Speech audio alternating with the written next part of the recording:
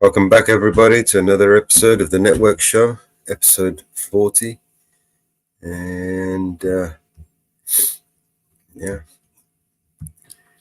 and we're back. And we're live. I don't know what I'm fucking doing. All right, I'm still trying to set myself up here. Bear with me, guys. Hey, Mama Bear, welcome back. Oh, Hey,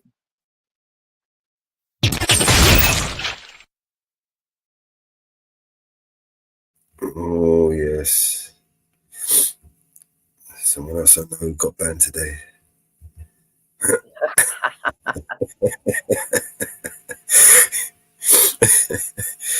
Oh shit. Um, I'm literally down to my last day today. Right, it's the 7th, and I renew my credits on the 8th, and I've got over 1,000 credits to burn through today. So today we are burning through songs. I don't care. I'm not going to let anything distract me. I'm just going to make 1,000 songs today, because if not, I just waste the credits, and I don't get to keep them. They just roll over, and I lose them.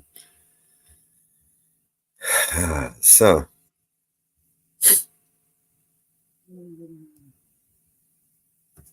yeah.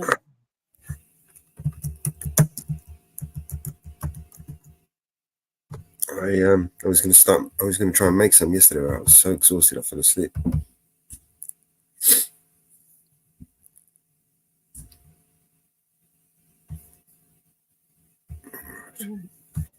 I'm gonna make some songs. While you do what you do best, I will make songs. Well, you know what I'm doing.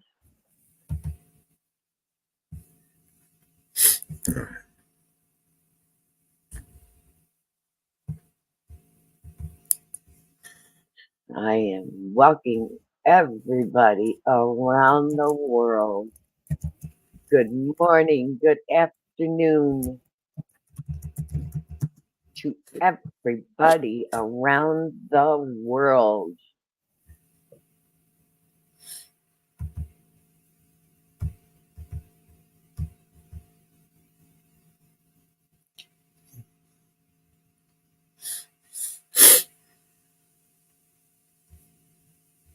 Because we are on multiple channels.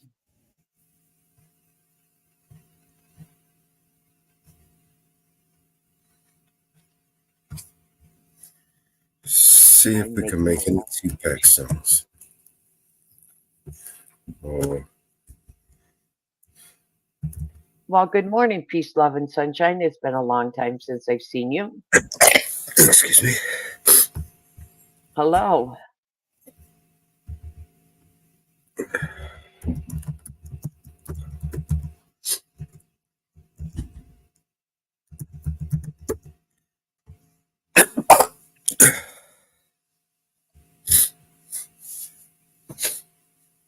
How are you then?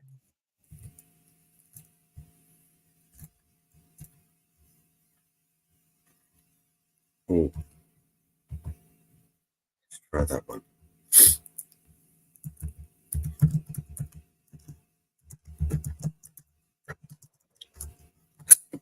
Oh, I need some tissue. Can't stop sneezing.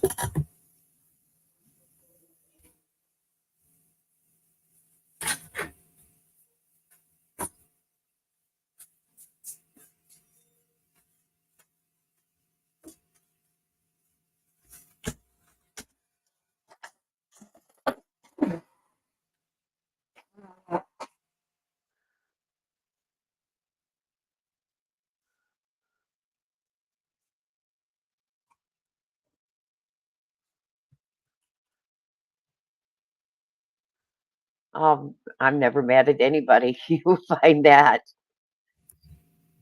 You will find Who's that out. I'm never mad at anybody. who said that? Peace, love, and sunshine. I am never mad at anybody. You can find that out. Never mad at anybody. Well, I wouldn't say that exactly. Well, I'd say. There is one person that that gets in my goat.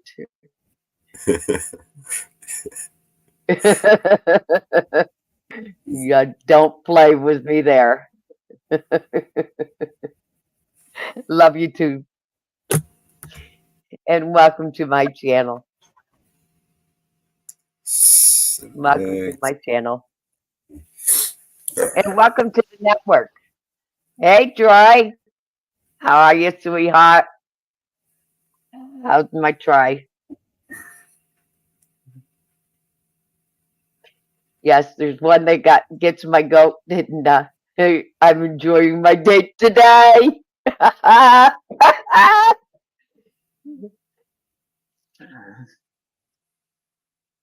Welcome to my channel, and we are part of the network here. There's many channels here um, to follow.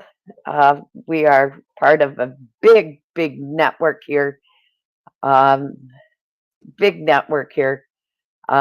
There is Eyes to the Audit. There's Vigilante Media Network. We are hooked to Rumble. We are hooked to Odyssey. We are hooked to D Live TV. Um, we are all over the place here. Peace, love, and sunshine. We are all over the place here. All over. And I do mean all over the place. We have a radio station all over the place here.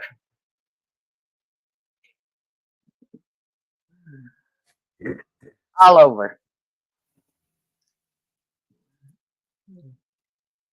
We are in We network in Switzerland, Australia, UK, here in the United States. We are all over the world here.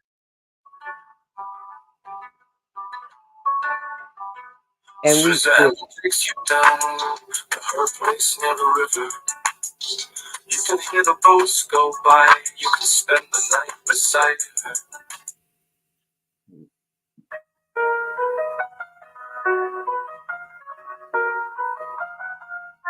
Suzanne takes you down to her place near the river.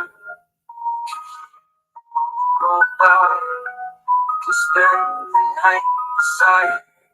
And you know that she's half crazy, but that's why you want to be there. And she feeds you tea and oranges that come all the way from China. And just when you need to tell her that you have no love to give her, and she gets you on her wavelength, and she lets the river answer that you've always been her lover. And you want to travel with her, and you want to travel blind, and you know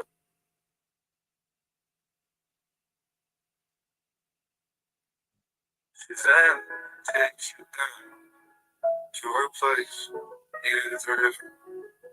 You can hear the boats.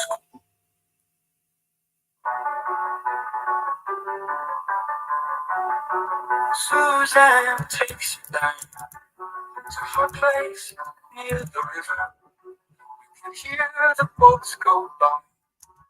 Spend the night beside her.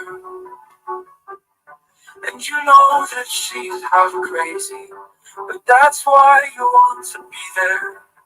She feeds you tea and oranges that come all the way from China. And just when you need to tell her. Found the right one yet. Uh, Sunshine, you found Nightbot, didn't you? Suzanne takes you to her place near the river. You can hear the boats go by. You can spend the night beside her. And you know that she's half crazy, That's why you want to be there. And she feeds you tea and oranges that come all the way from China. And just when you mean to tell her that you have no,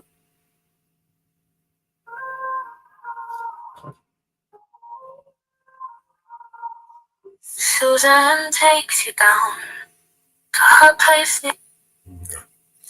All right, let's try. Let's skip.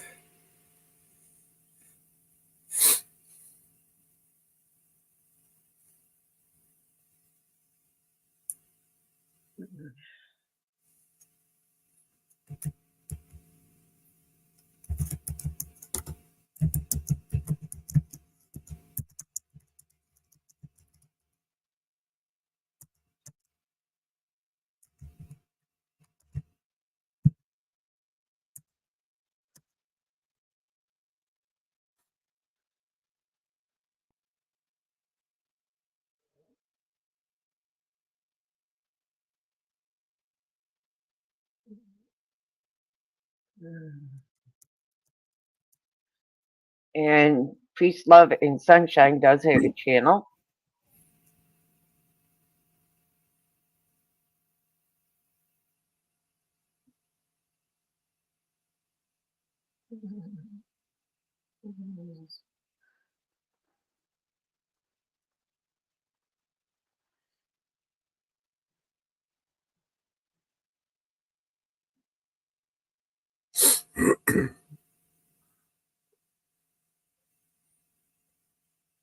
And there is Peace, Love, and Sunshine's channel.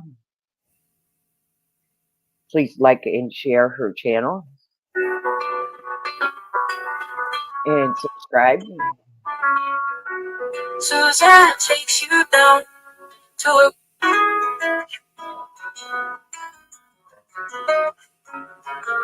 Suzanne takes you to a place in the river. You can hear boats go by. You can spend the night beside her. And you know that she's half crazy, but that's what. No, but you've got great footage. Hello, Miss Rummy. How are you? Suzanne takes you down to a place near the river. You can Good hear morning. the boats go by. You can spend the night beside her. And you know that she's half crazy, but that's why you want to be there. And she feeds you tea and oranges that come all the way from China. And just when you mean to tell her that you have no love to give her, and she gets you on her wavelength, and she lets the river answer that you've always been her lover, and you want to travel.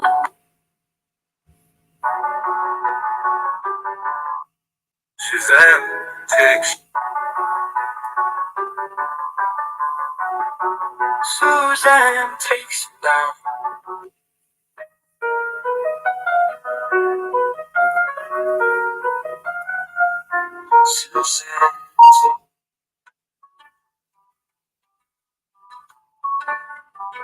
Suzanne takes you down to her place.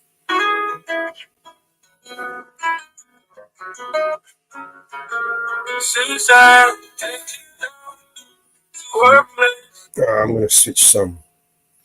I think support needs to take a look at that. Hey, Miss Rummy, long time no see. Alright, so what we got? Get rid of this shit. This.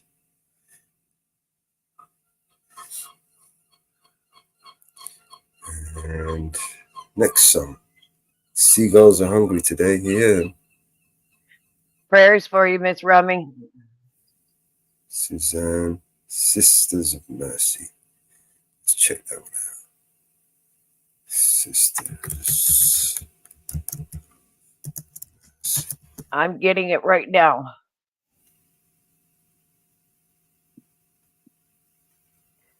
I'm going to drop it right now. Just dropping what are you dropping more there? Panel link. Okay. For whom? It's from me.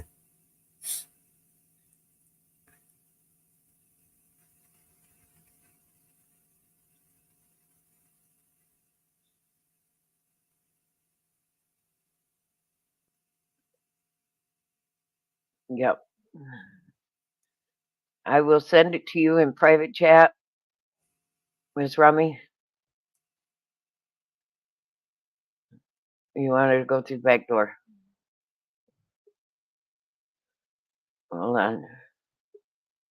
I got her.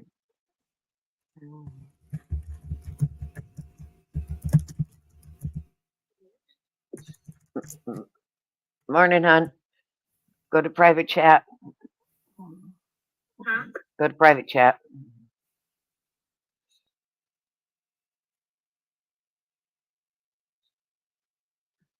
It's in private chat, hon.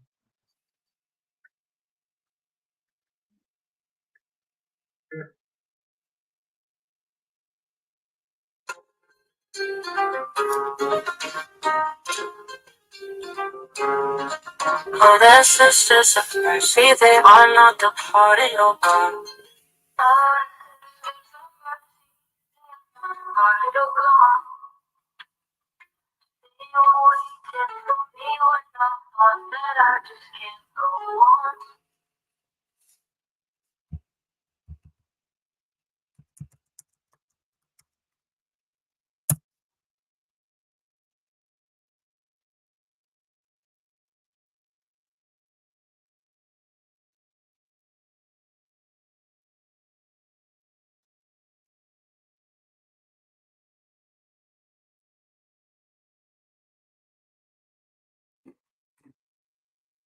Hey, Miss Rummy.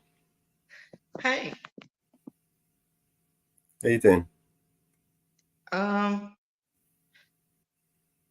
I'm okay. Hold on a second. I think I got too many things open here. I kicked you from the other stage.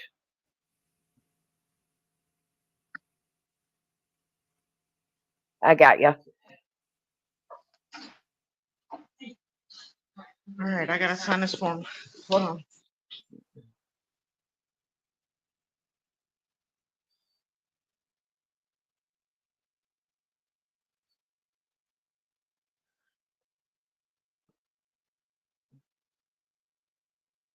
Oh, the sisters of mercy, they are not departed or gone.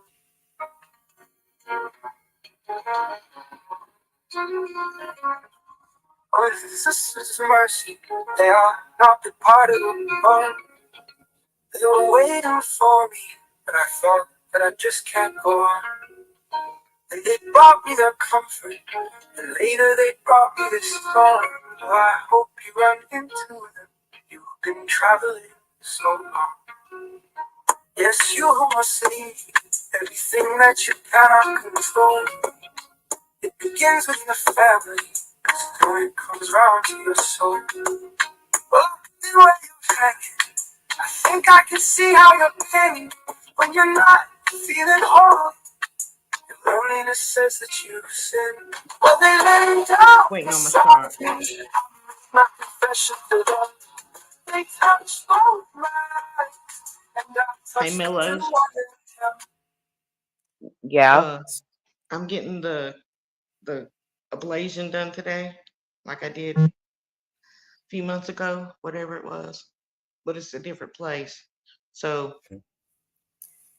the last time I had this done, they gave me a shot. They're gonna give me another one. So hopefully I won't come on here and be all goofy when I get home.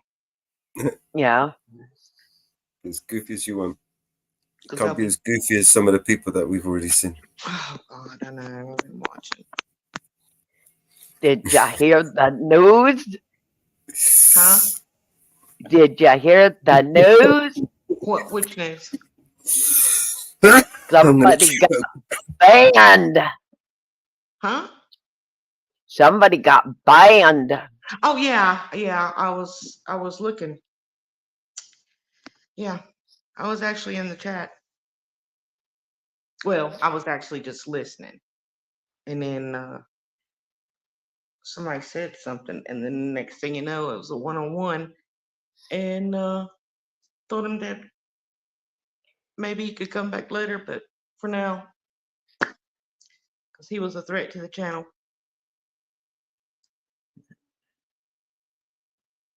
Because he was Yeah. spamming chat and this, that, and the other. Fish and Whisper, yeah. Yeah.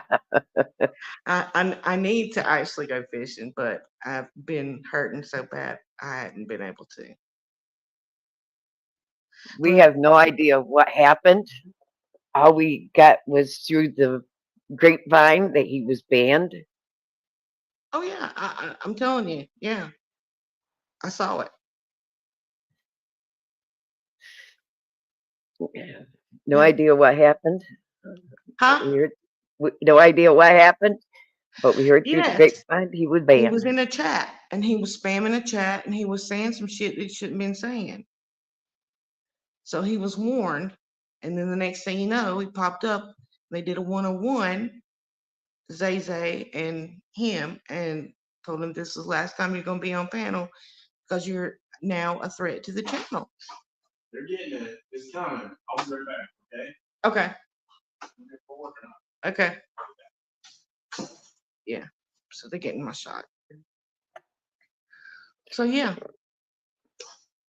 I saw it happen. Well, we've been telling him he's a threat. I guess you gotta learn the hard way. You know? Well, I mean, I think he should have been gone a long time ago, but anyway, that's my own personal opinion. well, So everybody was telling him that he was a threat to the channel. yeah. You Yeah. know, he lost a lot of good people because of him. Yeah. A lot of good Yeah. people. I You know? loved yesterday though, with all the people that came together for Leroy, Yes.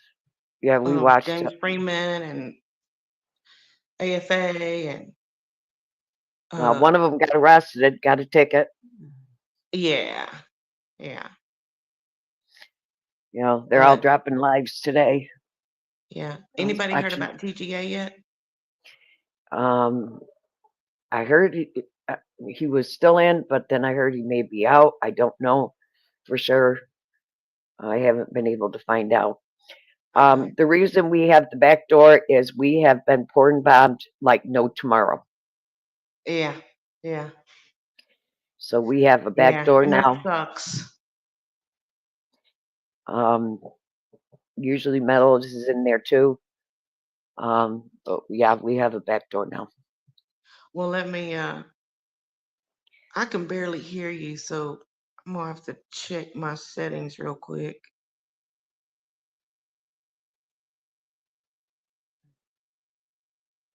Okay, can you hear me now? Can I hear? Yeah, Say something to me. I yeah. can barely hear you. Uh, Let me go to my. Hold on, it may be mine. I No, it's mine.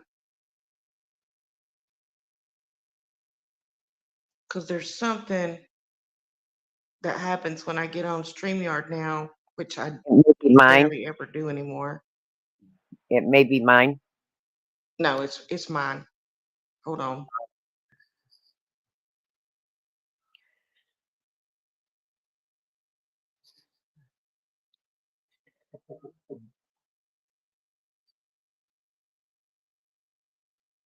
Can you hear me better now?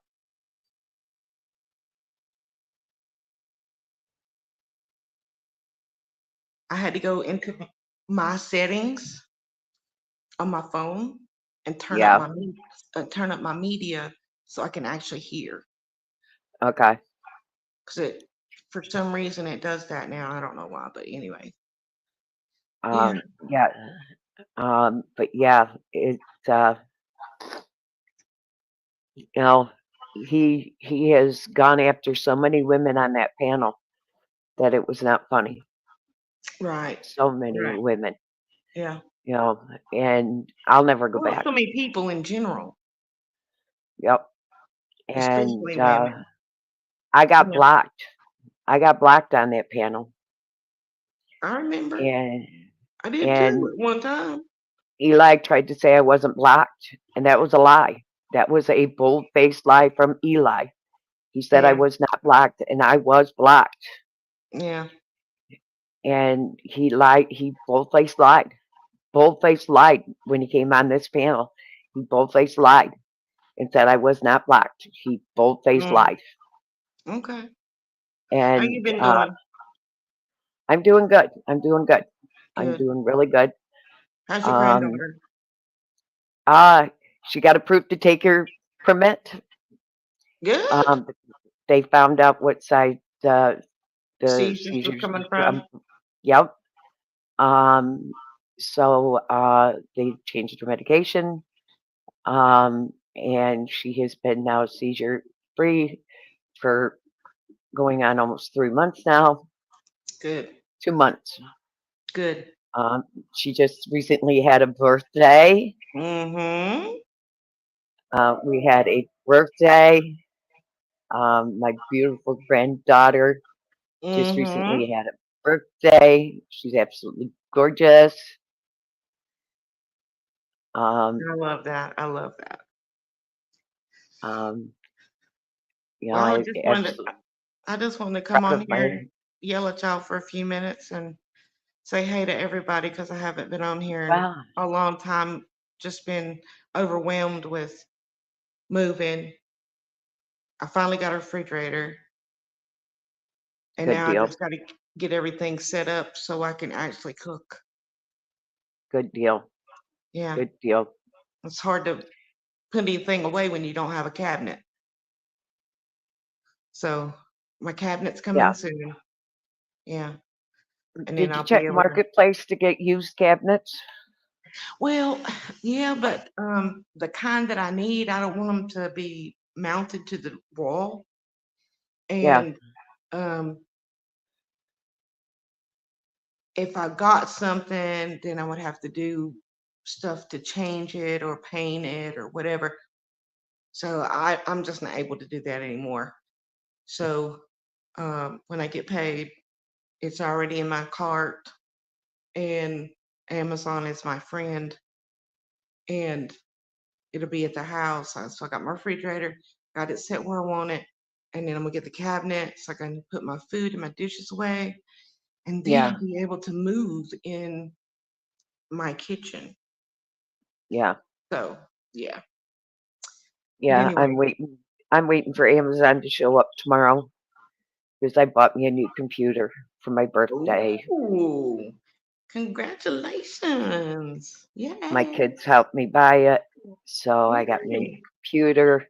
They're coming today to rewire my house, to move my Ooh, cable. you getting fiber? Well, I already have Spectrum cable, but I'm moving it from one end of my house to the other end so I can Oh, directly into my new computer. So it'll be okay, directly into my computer. okay. So it'll be a lot faster. And Yeah, I upgraded my computer drastically. So you'll be able to do a whole lot more stuff. with all this networking I'm doing, everything will be quicker. Um, Yeah, because easier. Mellows keeps upgrading, and with on Rumble, Odyssey, and D Live TV, and now the radio station. Because Oh, we have gone to a radio station now. oh, I've been out the Yeah, loop. yeah, you have. We have I've been gone to a out the radio loop. station. We have gone to a radio station now. Yeah, Wow. I need yep, to I need to get all that. yeah, Put it in Telegram for me, or just send me a message or whatever, yeah. and give me the We have link to all that. we have really upgraded Good. big time around here, All and right. hopefully everything will be totally online next month. Whoa, whoa. Um, That's what I'm talking we about. Yep. very limited. We will be very limited here on YouTube. We're going Yeah, everything because yeah. we keep getting copyrights. We keep getting copyrights here on YouTube. For Yep, what? everything. For the AI music? Yep, Really? And it's yep, AI? yep, That's crazy. How can yep. you get a copyright strike for something that AI created? Because That it's you so created close with to. AI, It's AI. so close. It's so close. So Oh, close. to some So of the other stuff. yep. So we No. yep, we have chose to go away from the YouTube. YouTube, Okay. build our own network. That Yeah. was Mello's plan all along. Time ago. Yes. Yep. So Long time ago. Yep. I remember. so we are building our network and we are taking it. Good. He is taking it. Bravo. Bravo. We are Well, going with it.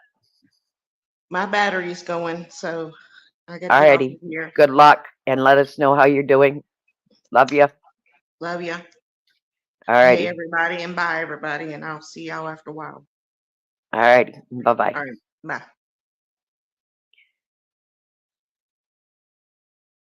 Boomers and technology just don't mix. Hey, hey, JFK. Mellows, you want to answer that?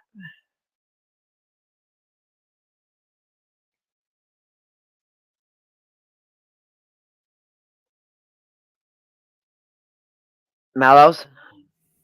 Sorry, I was muted all this time. I didn't realise. Sorry, Miss Rummy. Take care. Boomers and You want to answer? technology just don't mix. Okay.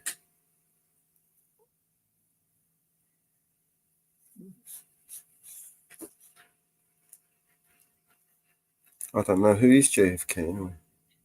I don't know. He's in my chat. Hey, hello JFK. Okay. Welcome to the channel. Oh man, I need to shave. That's what I need to do. Might feel better if I shave. He's been around a while. He's been, and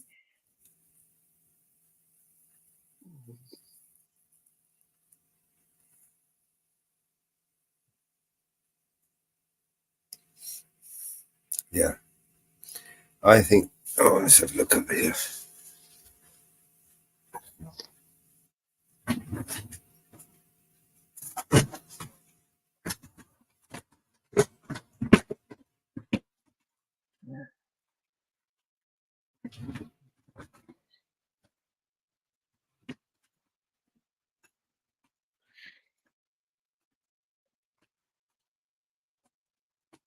Oh,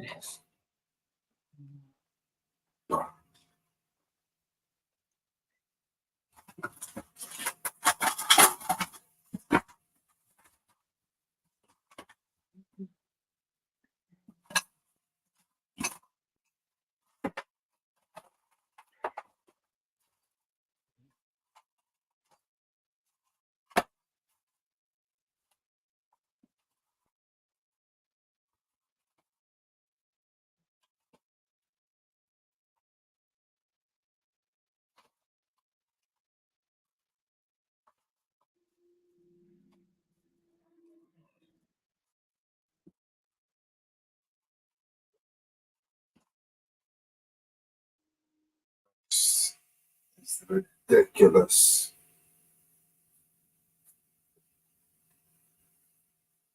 All right.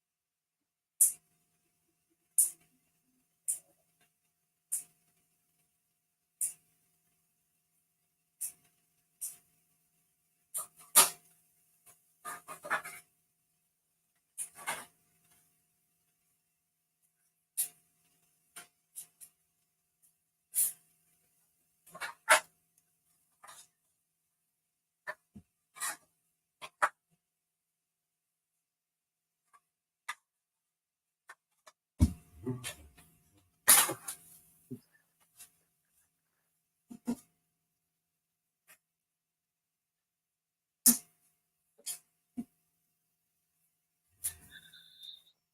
right, Mama Bear. Yeah.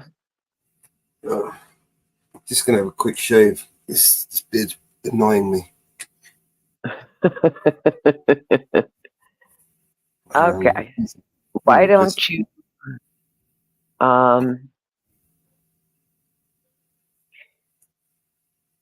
put on Fort Worth?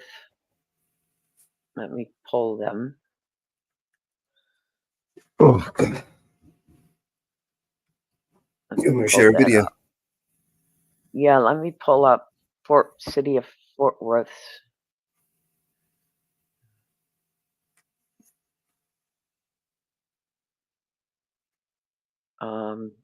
Last night's City of Fort Worth video from last night.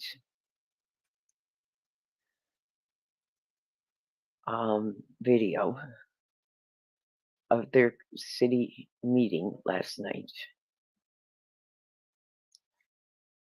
That was an interesting town city meeting last night.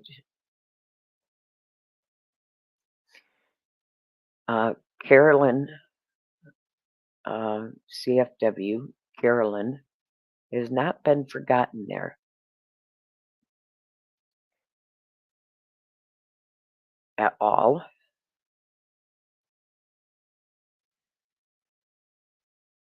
At all, last down there. That's not the one I want.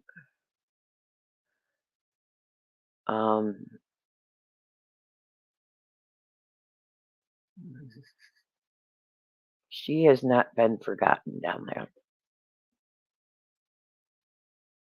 at all. I watched the meeting last night. We watched part of it last night in Jitsu.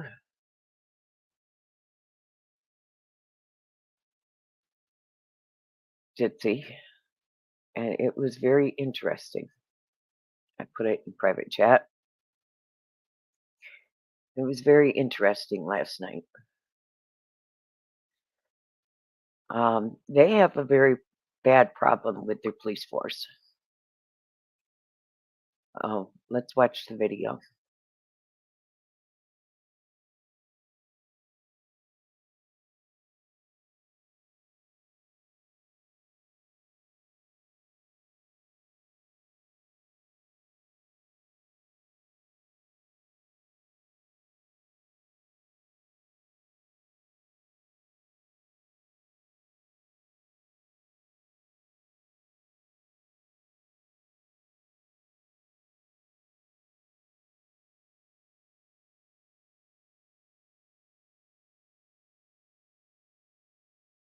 When you let us come a bit early and to say thank you in the way that we hear absolutely say thank you. And for our kids, as we performed around the world, there were places we would land of visibility. Is this what you want me to play? Times Square performing is pretty cool. Always places that matter. Cook Children's Hospital or a Boys and Girls Club in Chicago, all over the world, performing in a place that mattered, and places where real true art is measured. So the Meyerson Symphony Hall and Italy in the center of the city and their beautiful, beautiful theater. The piece that we're here for is we always take our kids to places of power. So the perception is when they look at you, that they could be you. And when you look at them, for sure, we know that they will become activists and philanthropists and people whose design with our art is to change the world. So what better way to put a button from 1989 to this July than to come with our kids to get you a message because we believe in you. And your jobs are a lot harder than ours. We sing and dance and change the world. That way you're sitting in these places really daily changing and making decisions that are not easy. And so we really appreciate you. The best way to say thank you is to show up with some kids. And so this is Be the Change from the show that we just finished touring for 9 months called All In, which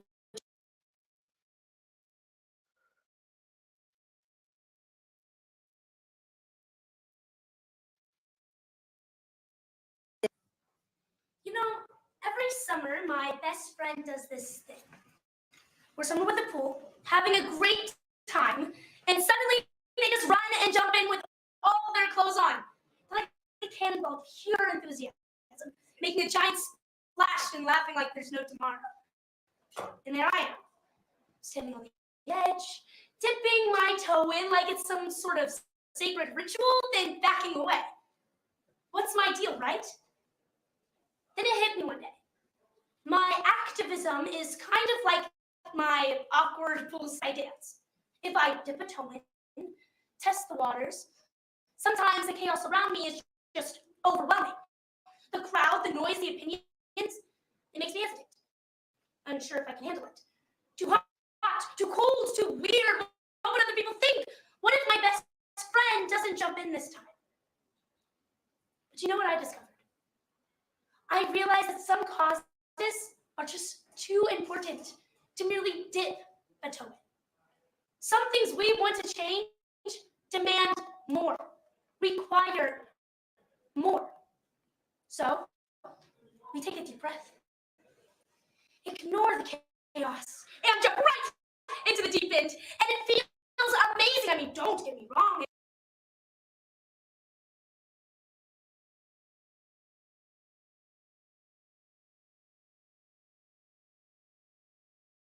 All in? Wow. Like a moth, drawn to the light, powerless to resist. A voice whispers from his heart, follow your dreams, follow the stars. Hey, hey, yeah, when they make you sad, choose to smile. And when they make you cry, choose to laugh. And when it's time to speak for what is right, you use your voice to be a light. Choose to live, choose to love, choose to hope, choose to give. Hey, hey, yeah. Don't let the differences get in the way. Gotta make it right, make things right. You got the power within your hands to be the change, be the change. You're up against the wall, up against the wall. Have faith, be strong, be strong. Make the world a better place, a better place. Take a stand, take a stand, take a stand. Live, live, live, live, live, love. Choose to hold, choose to give. Don't let your differences get in the way. Gotta make it right, make things right. You got the power within your hands. Just be the change, be the change. Feel the pounding in your heartbeat. Oh, in your feet. Oh, your heart's on fire. Stop the hunger. You got that desire. Give up some soul to someone you don't know. Give up your heart. Give your heart. Give your heart. You might hit us on the music, you know. Within your hands, the music is Mute it. something good. Dance, dance, dance.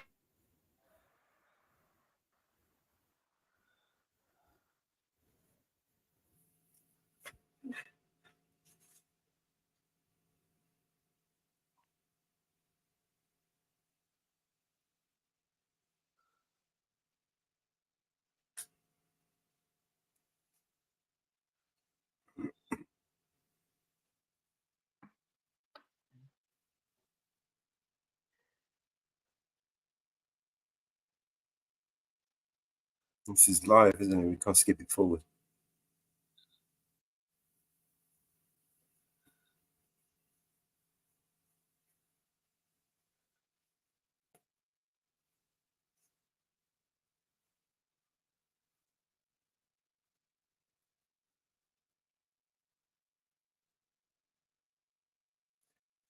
YouTube's full of shit.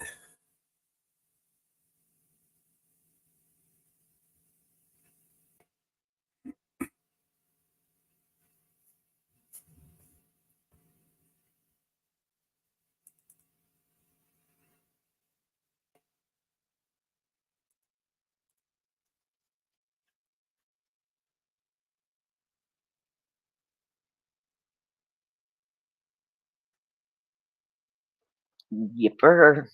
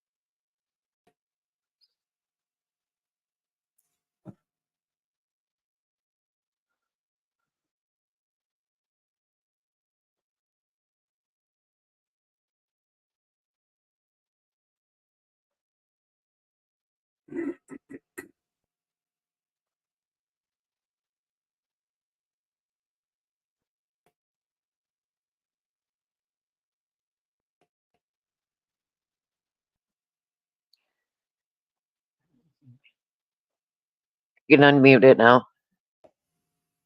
Finished.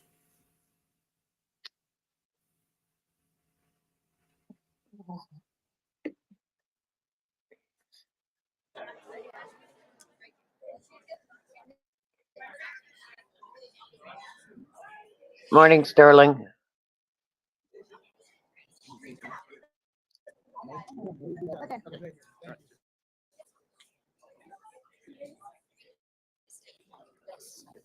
Hey, Deborah, while you're walking out here, I just want to say thank you. And thank you. Sydney, you were there too when the Crane family about 10 years ago moved back.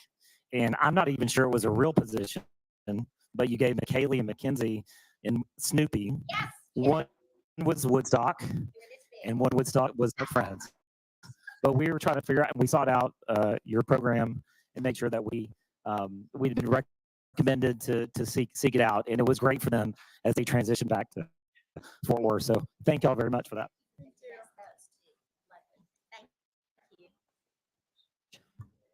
Jeanette, go ahead, please. Thank you.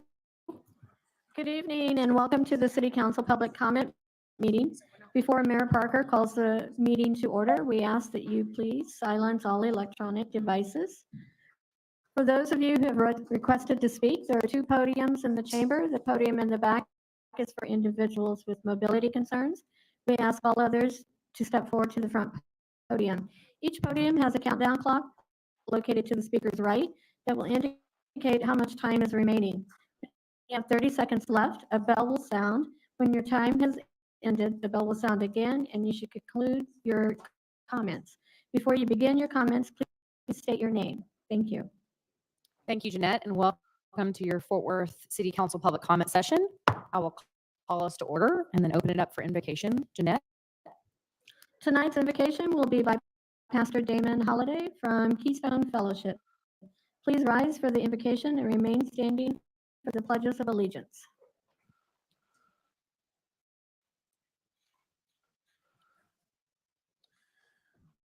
Father, Lord, we just come to you on today, Lord, lifting up the city of Fort Worth. We love our city, Lord, and we ask that you'll bless our city, Lord. We thank you for and ask that you'll bless our mayor. We thank you for our city council and all of our leaders. We ask that you'll bless them, Lord. Bless our citizens, Lord. And Lord, we ask that you will bless all of our leaders in response to their willingness to serve this city and to serve you, Lord. Bless their families. Most importantly, Lord, bless their faith. You said that we should lean not to our own understanding, but in all things that we should acknowledge you and you would direct our path. And Lord, we need your direction. We need your blessing for all of the things that are on the docket on tonight, Lord. We just ask decisions will be made that will improve our city, but most importantly, Lord, will bring glory to you. Lord, we ask that you do all of this. We ask you to do it in Jesus' name. Amen.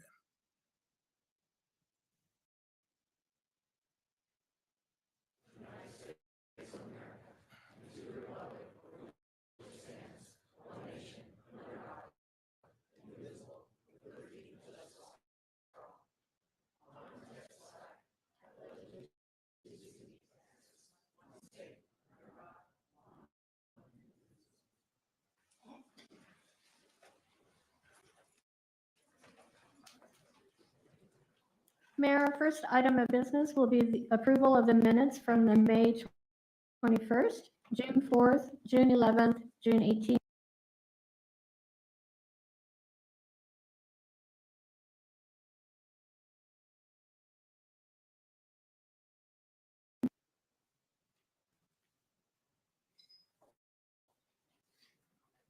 Councilmember Blaylock? Oh, I think it's Jared. Yeah, he's absent. Thank you. Motion carries. Mayor, that concludes all of the action items. Thank you, Jeanette. Our first speaker this evening is Chris Wood, followed by Bob Willoughby.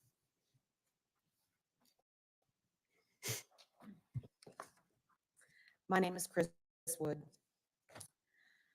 On June 12th of this year, I left a message for Detective Preston of the Fort Worth Police Department. I asked him to call me regarding a police report number I had filed, 2400-15160. It was regarding my stalker. Detective Preston returned my phone call. He told me my bond officer was investigating my stalker. Any investigation he did would be a duplication of effort. So he was doing nothing with my police report. At my next bond meeting, Officer Majors told me she's a bond officer. She doesn't even do investigations. On July 8th, I left a message for Detective Preston. Call me, please, and tell me what is going on with my police report. On the 17th of July, I still had not heard back from Detective Preston. I left a message for his boss, Sergeant Gutierrez, badge 3130. Please, I just want an update about my police report. On July 24th, I had not heard back from Sergeant Gutierrez or Detective Preston. So I drove down to Bob Boland Public Safety Complex at 505 Westfield. Excuse my emotions right now. There was another woman there in a similar situation as me. Her stalker had keyed her car, keyed her boyfriend's car, broken into her apartment, left her many harassing phone calls. All she wanted was an update from her detective. So the police officer behind the reception desk gave her the detective's address. You can go ask him yourself, ma'am. So she's like, okay, I will. I walked up and explained my situation. He said, yours is just like her. You can go ask the detective yourself. Here, I'll write down the address for you. Northwest CIU, 2500 North Houston Street, Fort Worth, Texas, 76106. And he wrote down Detective Preston's phone number like it's a different one or something. I don't even know.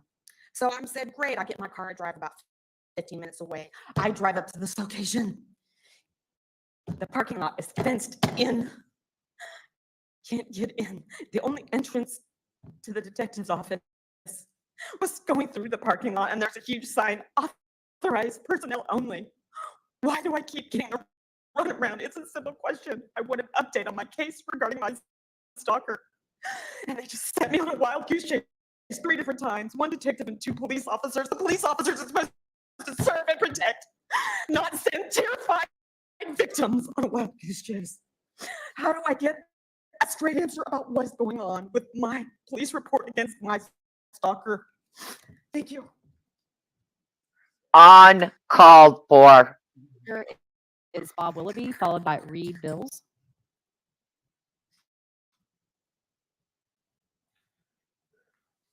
Go ahead, play the video. Turn the sound up.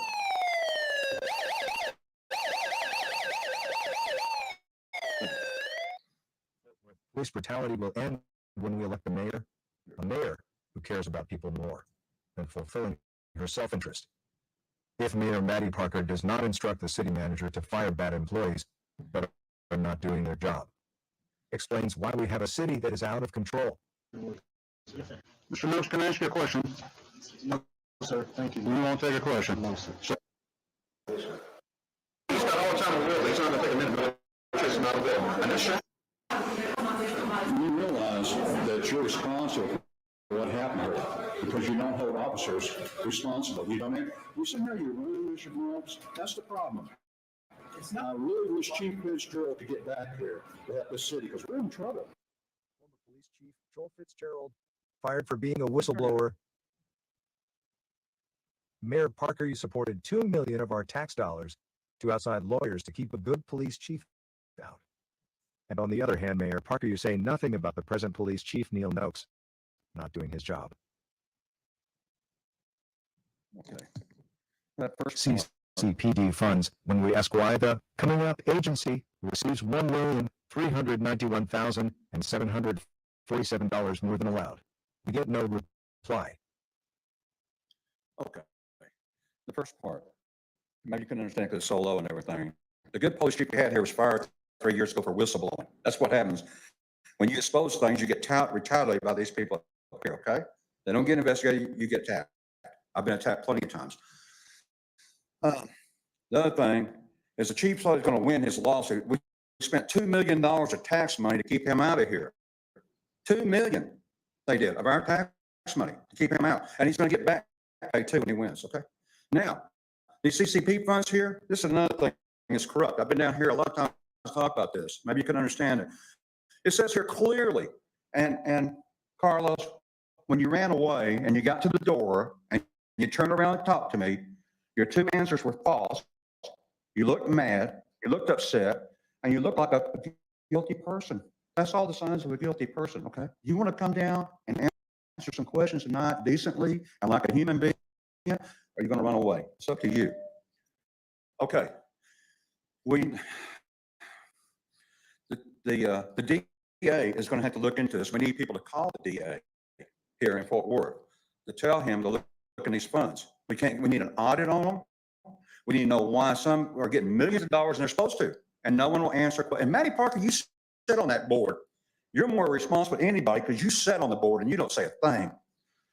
And so this is what we need to check out more. Thank you. Our next speaker is Reed Bills, followed by Charles Bills.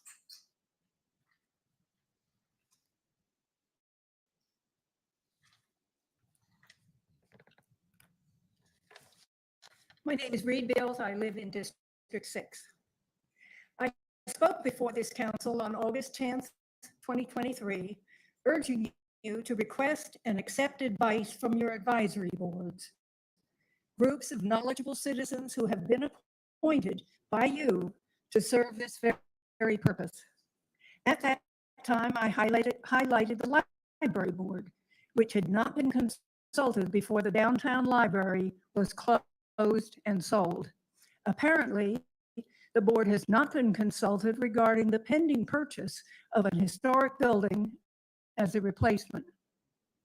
On June 24th of this year, I spoke to you again about the contract entered into with a hate group, allowing them to use a city-owned building to spread their venom. In this case, you did not seek advice from the Human Relations Commission, a group appointed to assist the city in protecting residents from harmful discrimination. In my opinion, the lack of input from your appointed volunteers led to your making poor decisions. The contract with the hate group was not canceled, and a month later, another hate group was allowed to use the city-owned Botanic Gardens. You have also announced that you are rewriting your rules for use of city property, but have not sought recommendations from the Human Relations Commission. And now you are considering the purchase of a building that may not be adequate to meet residents' needs for a downtown library. I recognize that the board and commission involved failed to offer their advice and therefore must share the blame. Before coming to you to complain of your inaction, I spoke to the library board and Human Relations Commission to ask them to fulfill their commitment to provide you with input. I hope in the future you will ask these groups for advice on pertinent issues and that you will listen to what they say and act accordingly. Our next speaker is Charles Bills, followed by Rita Ramon. I'm here to talk about the library. I'm glad they're reopening the downtown library, but your job is not done. There is still the library that's right off I-35 or Seminary South or whatever it's called now. That was closed, and they put a kiosk in basically in that mall, and it's very inadequate. They can, if hopefully whatever they're using the old library for can go into the downtown library now, and they can reopen that branch, and I urge you to do that. Thank you. Our next speaker is Rita Ramon, followed by Thomas Hamilton. Is Rita here? Next speaker is Thomas Hamilton. Is Thomas here? Next speaker is Jim DeLong, followed by George Childs.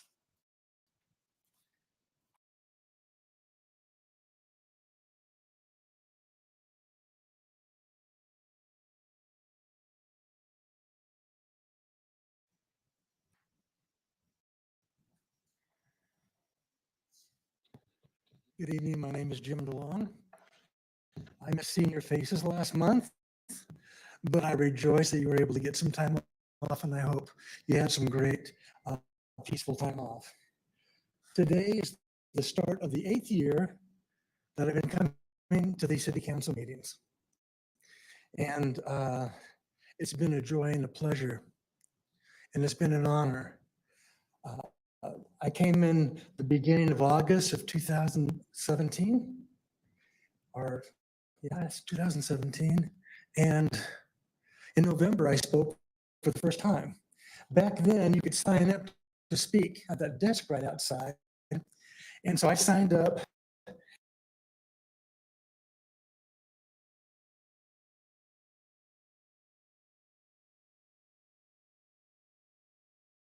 Talk about again tonight.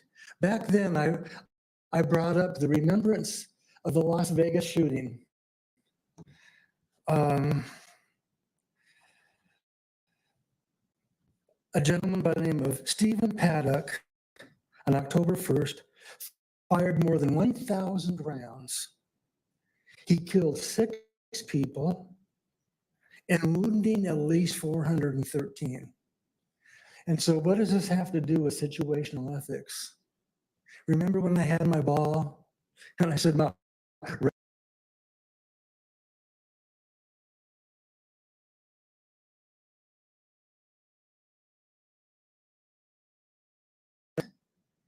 to kill and murder and wound those people. He was, in his mind, absolutely right to do that. And you all sit as leadership of our great city, you hear a lot of voices. You hear a lot of opinions. You hear happy people, content people. You hear angry people, strifeful people. You hear people that want for unity. You hear people that are out for division. And so my heart and my prayer, it's why I come, is that you all will sit back and be able to step back from people and situations. And instead of looking at it from a situational ethics standpoint, try to see truth and right. And sometimes it's extremely, extremely hard to discern. And just one last thing, these kids singing this song of hope, of change for hope and good, we need more of that in America. Thank you for having them be able to perform before us. Our next speaker is George Childs, followed by Homer Blocker III.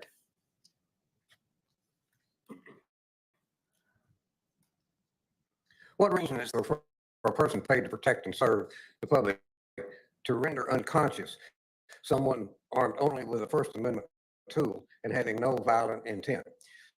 My premise tonight is that those threats to public safety from public safety personnel are at least in part the near inevitable result of a culture established by police labor unions. Assorted sagas have sat down through the centuries that unpleasant things, often described in more pungent terms, roll downhill. And at the top of the hill are elected and appointed city officials. And at the bottom is the public. So what does the POA think about those at the top that will roll down? The short answer is found in the words police, association, power, politics, and confrontation. This is the title of a book intended for police union leaders. It definitely sums up a set of means. So to what end are they to be directed? From the original edition of the book, quote, "The fact is that police associations should exist for one and only one purpose, the accumulation and use of power," unquote. Again, that word, power. And what does police union culture say of those at the top of the hill that are perceived to stand in the way of that accumulation and use? One picture being worth 1,000 words, I turn to a slideshow held for union leadership by Ronald G. Delord, the person the POA has consistently chosen to represent it at meet and confer sessions about police labor contracts, including those currently taking place. The message there was based on a photograph of the body of a wildebeest designated as an elected official being consumed by cheetah designated as a police union while being watched by another wildebeest. The message is knock one over and the rest will do what the union wants. Pull up Ron Delord, attorney at law, go to in the news, scroll down to wildebeest in red and see for yourself. What is the result when the POA view that the spirit, if not the letter of the law of the jungle, should apply when it feels its power is doubted, comes down the hill to fall upon the public? What is that result? You're looking at it. Our next speaker is Homer Blocker, followed by Rosemary Galindo. Is Homer here? That's right. Rosemary? Taxpayers are going to pay for this. Rosemary, we They're follow going to pay for by what Jean happened to Caroline. by phone.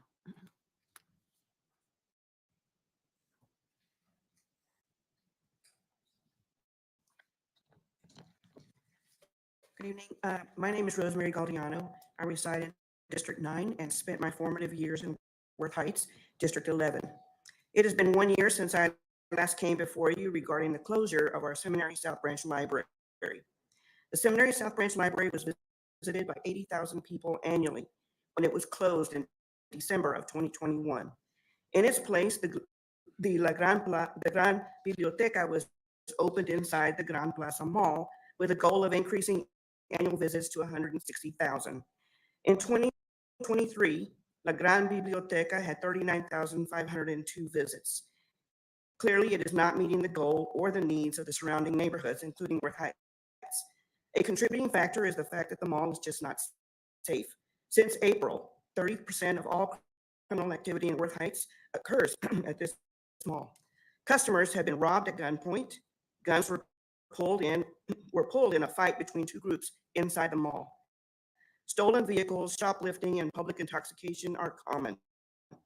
My statement last year was validated by the fact that the Worth Heights and Seminary neighborhoods were selected for neighborhood improvement funding this year based on solid data.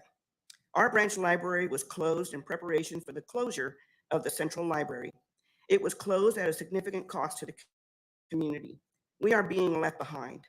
Worth Heights scored 30 of 30 points for lack of opportunity defined as the percent of adults who have a bachelor's degree or more.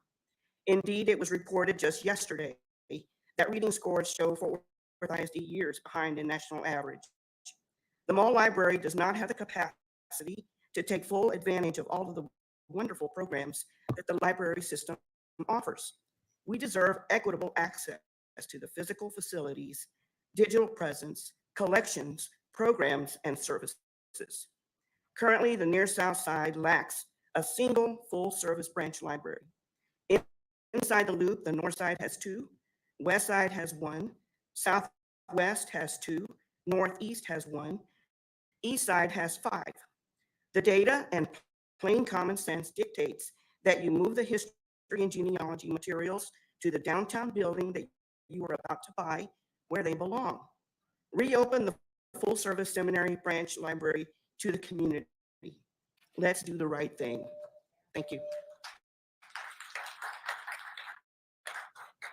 Our next speaker is Jean Batty by phone, followed by Jane Hull. Ms. Batty?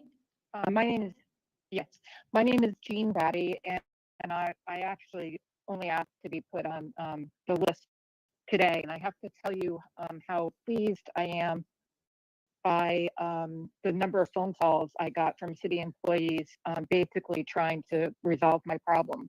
So I'm grateful for that. Essentially what I was asking for is that the crosswalks at TCU actually are accessible by the time classes start on August 19th. And I'm pretty confident having spoken with your ADA coordinators. So thank you for that. The second thing I wanted to mention was the fact that the Bowie Hotel basically destroyed a sidewalk during the construction of their hotel. And I also reported that to the city because I think the city should require the hotel to fix the sidewalk, and it shouldn't come out of the taxpayers' pockets. And finally, I've been listening with some intent to the reports on the new library you're planning inside a historic building. I sincerely hope that this new library will meet the Americans with Disabilities Act as far as access is concerned. Thank you so much. I really appreciate all you do. Our next speaker is Jane Hull, followed by Bishop Kirkland.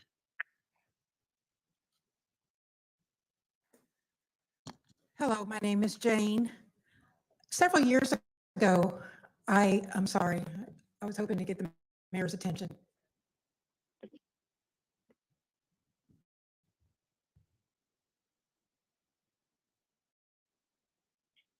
Several years ago, I was pretty distressed, wondering why there was so much conflict in this country, why red was hating blue, and why white was mad with the left. And a friend of mine suggested that I go onto YouTube and view some what they called First Amendment audits. Or I more see these people as citizen journalists. And it wasn't very long before I could see what was happening. They were saying that you're going to see some individualized interactions between government officials and the people that they're supposed to serve. And these auditors also taught me my rights and taught me about our constitutional amendments. And I was pretty impressed. So I did a little digging around and said, I really want to see what's going on more local in Fort Worth in my area. So I started looking for some auditors, and I found Manuel Mata and Carolina in Fort Worth and Harvey Freebird and Texas Gal Audits. And what I saw just totally just horrified me, the way that these citizen journalists are treated by the people that are supposed to be serving us. And I don't blame just the police, because I see it here in this city council. I see it with the mayor. When last meeting, she kicked people out of this room who were filming for their channels because she said that they were not journalists. And I see it with, I'm sorry if I butcher your name, Charlie Lufersdorf, because you posted on the police Facebook yesterday that a woman that was not happy with Fort Worth and the way the police were acting had options, and she could find a realtor. That's a horrible, disgusting way to serve the people that you are supposed to be taking care of. Shame on all of you. Well, I think that there's one, Mr. Nettles. Thank you very much. Our next speaker is Bishop Kirkland, followed by Julie Griffin. Well, I guess our hiatus is over. What happened to Ms. Rodriguez is wrong. It is appalling. I understand that the officer's actions can be justified, but why would we? Thank God for women like Harriet Tubman and Sojourner. Thank God for strong women. Those women were out on that scene doing what it seems like Mayor Parker only women can do, and that's to do a good job and not be distracted. Everything would have gone fine, except here come wants to be Mr. Officer of the Year. He beats this woman like they beat my people in the 50s, in the 60s. He said he hit her so hard until on the video, you could hear this woman snoring. Why does this city always have to take someone else's bad apple? This guy had a record where he came from. Send him the hell back where he came from. They threw him away. We went out on the street and picked up someone else's damn garbage. This officer used excessive force. It does not make sense to me. It is not right. I understand as a civil servant, he can't be fired, but I'm an old Marine. Send him to me. I'll give him some duty in such a way till he doesn't have to be fired. He'll want to quit. We must do something. We cannot allow things like Ms. Rodriguez to take place because of some lunatic. We've spent years. Some of you, Carlos, you've been, Mr. Flores, you've been here for years with me coming down here. Before you were elected, we made substantial gain in this city with police and citizens working and trying to do things together. He blew it up overnight. And we had to convene right after he acted a fool. So we had a convenient break. Now, this is the time I normally like to be in my garden. I'm an old man now. I like to be in my garden this time. And I don't want to be in City Hall. There's some young folk need to be here. But until that bastard is fired, I'm going to be here every time you meet until he is gone. Amen. Our next speaker is Julie Griffin, followed by Rick Herring.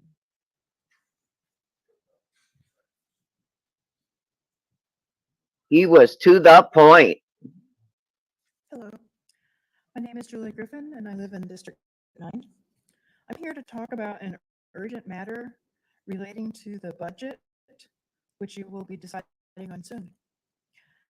I am understanding that funding, budgeting for the Fort Worth Police Department's Mental Health Crisis Intervention Team, or CIT, is threatened. I understand that CIT is either in the chopping block in some way or has been recently, and that its resources are stretched so thin as to be ineffective in its mission. Is this all rumor? Do we in fact have a healthy, functional, well-staffed CIT unit or units with properly trained mental health professionals on board? I do hope I have been misinformed. But if I have not, please consider the following and hear this plea in any event to beef up this essential part of our city's safety care net. 1, I'm a regular advocate for the rights and care of incarcerated persons and speak frequently at the County Commissioner's Court in that regard. One salient issue in that work has been the discovery of the vast numbers of persons with mental illness or disability that are being incarcerated at the jail due to their illness, the behaviors that stem from mental illness. We know that around 50% of the jail bookings are persons with CCQ matches, that is, they have been seen or examined or connected in some way with a state mental health care agency such as MHMR. Number 2, we know the crisis-based stories. Persons who should never have been placed in the jail but placed in a mental health care facility for crisis mental health systems before being either found on the street wielding a knife or a gun. Time and again, a family member calls for help when a loved one is in crisis and asks for transportation for the loved one to JPS, but the police on the scene take them to jail. This is exactly the situations that desperately need a well-running CIT. 3, likely the only avenue we have in this local community at all, other than the Tarrant County Mental Health Jail Diversion Center, where eligibility is severely limited for such families, is the CIT. By the numbers, we should be increasing resources for CIT and have many more mobile units. Excuse me. Thank you. You have 30 seconds. Go ahead, Okay. Julie. Thank you. Properly staffed, availing themselves across the city, decreasing a crisis intervention unit only makes our community and families less safe and subjects our citizens and mentally disability to jail and possible death there. Wherefore, I beseech you, do not end funding for any portion of CIT. Instead, increase its funding and resources. Thank you, Julie. I do think there is some misinformation that we'd love to clear up, and Chief Noakes and Chief Alders are here. Maybe they can grab you before you leave tonight. Thank you very much. I'm going to go back to Homer Blocker, who I think was outside. Homer, you want to come down? Homer will be followed by Rick. Police department needs a complete overhaul, period.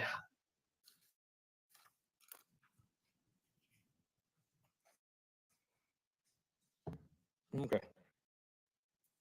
Now, Homer Blocker, y'all know that's my name.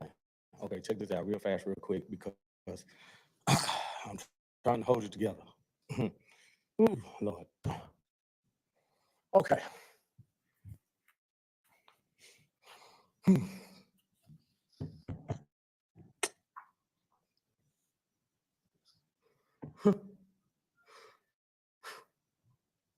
I'm most definitely going to talk to you, Chief, before I leave. Oh, now, I love my town, okay? I'm here to help. I said that last time. I'm here to help.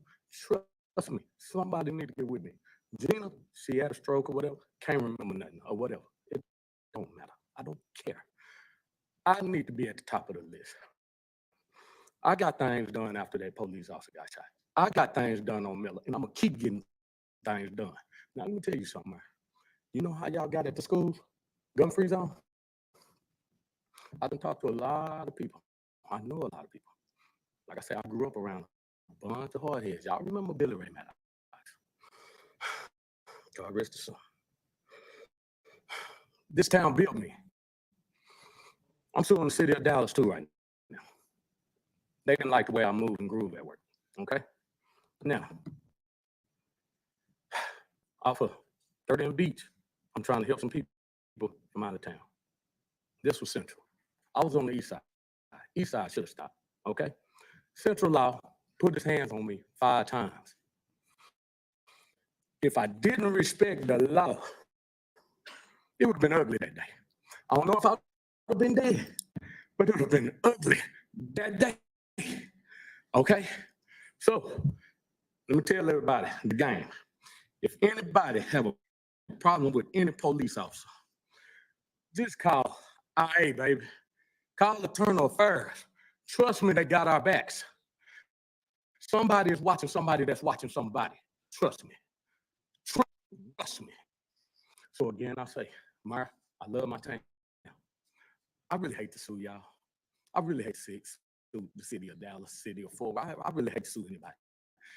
But they keep putting their hands on me, and I don't like that. I don't put my hands on nobody unless it's meant to be. I got 30 seconds left. Trust me, we need to do something about these guns too. I've been shot at 6 different times by Crips and Bloods, right here in the funk. Okay, coming up in the 90s. I'm tired. I walk around, see guns here, guns there, guns every fucking where. Man, come on, man. I don't think like the schools. You know what I'm saying? Gun free zone. Just get with people that own property, that own some or whatever they think they own. Put up signs say gun free. That way the laws can come in. You know what I'm saying? Do their thing. Our next speaker is Rick Herring, followed by Adrian Smith. Yeah, I agree. I agree, Ariel. I agree. Rick Herring, 8201 Bolton Street in Riverside.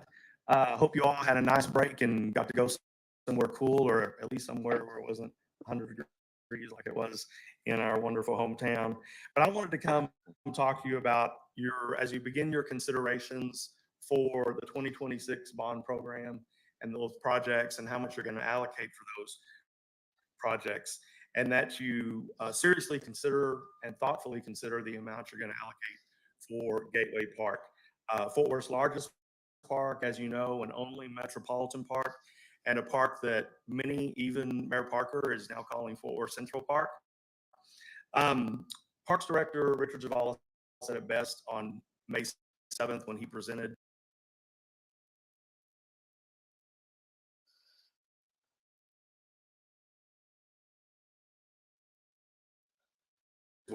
it's the big four. He talked about the Fort Worth Zoo, the Fort Worth Botanic Gardens, the Fort Worth Nature Center, and now Gateway Park, the big four.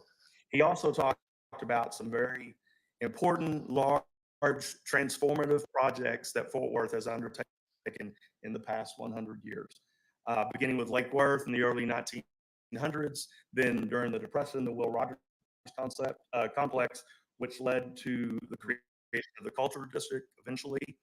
Fort Worth purchased Tarrant Field in West Fort Worth, which morphed into Carswell and is now the Joint Reserve Base. Those military installations gave the opportunity for the bomber plant to be located there in World War II, which gave us today's Lockheed. The Convention Center in the 60s.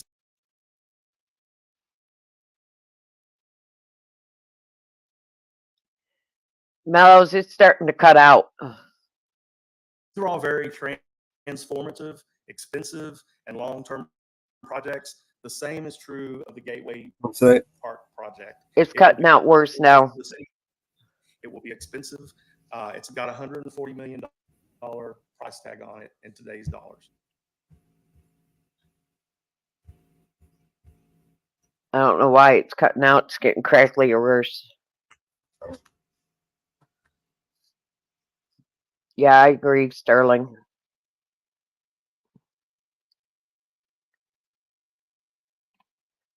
Beg for justice. Beg for mercy.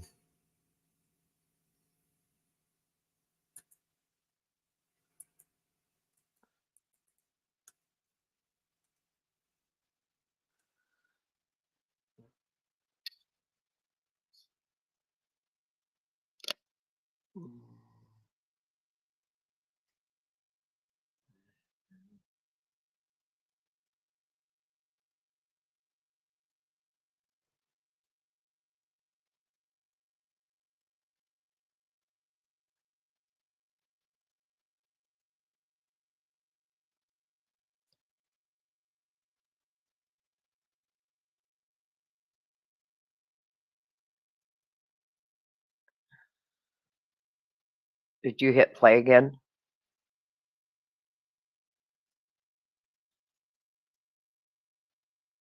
Sorry. Let me just restart my browser. Okay. Well, wait till you hear more of the video, Ariel, and more of what some of the speakers have to say. It gets more interesting as more of the speakers come on.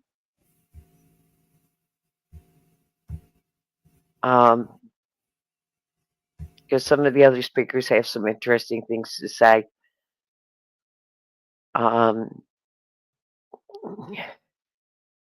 Good morning support or afternoon support. I don't know if you heard about the stalker. One woman came on earlier about a stalker she's had, and she's been getting a runaround between the detective bond. Very disturbing story. She said she can't get answers about her stalker. The stalker has keyed her boyfriend's car, broke into her home, trashed her home, and she is getting nowhere with the police department at all. She has been getting a total runaround, now going on 2+ months with her stalker.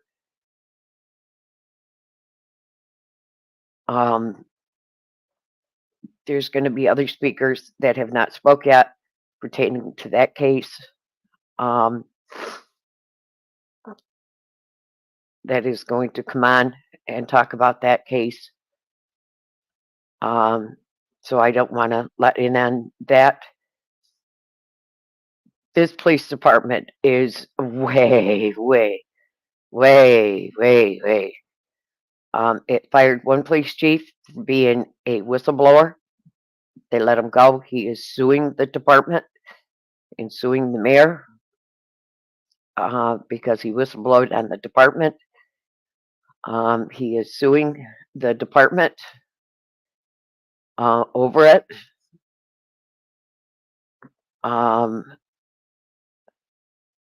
This department has some problems, major problems. And as one speaker said, and we all know that Kruger was let go from multiple departments. He was problems in other departments. And they basically picked him up. And he is now causing problems within this department. As of last night's meeting, he is still employed with the department, as far as we could tell.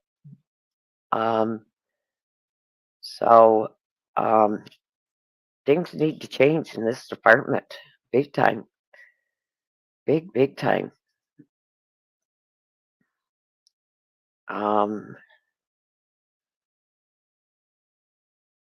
And as it goes along, you're going to see more and more what I mean about this department.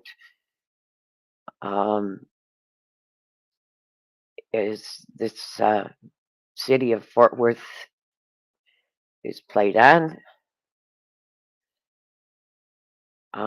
It is very mind-boggling what is happening in this department.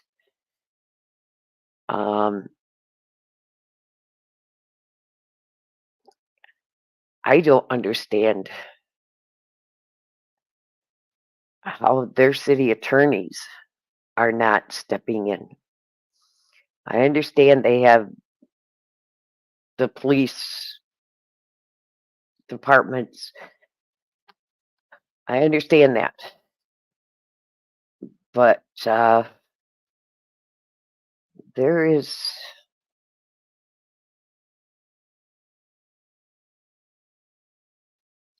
I haven't done any research into it, but later on this week, maybe this weekend, I'll get a chance. First of the week, I'll get a chance to do some research and see how many lawsuits that city has on them.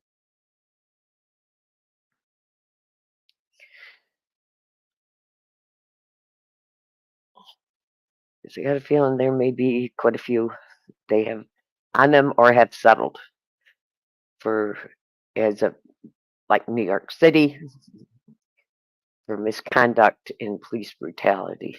I have a feeling they may have quite a few. I have shared this on my community page. And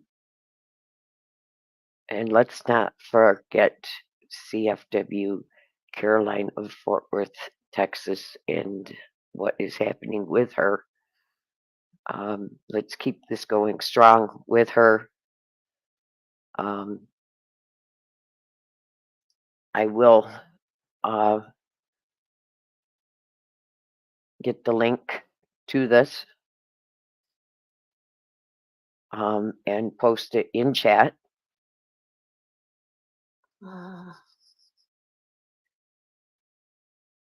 So that everybody does have this.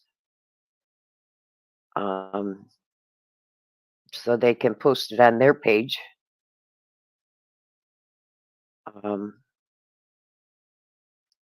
And get this out that the city of Fort Worth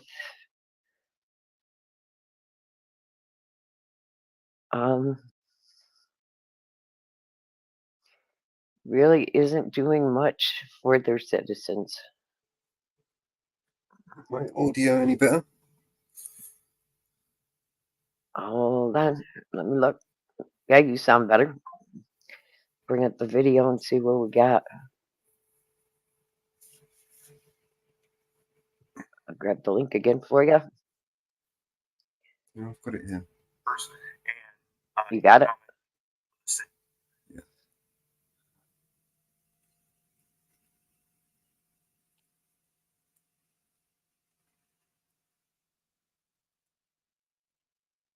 There we go.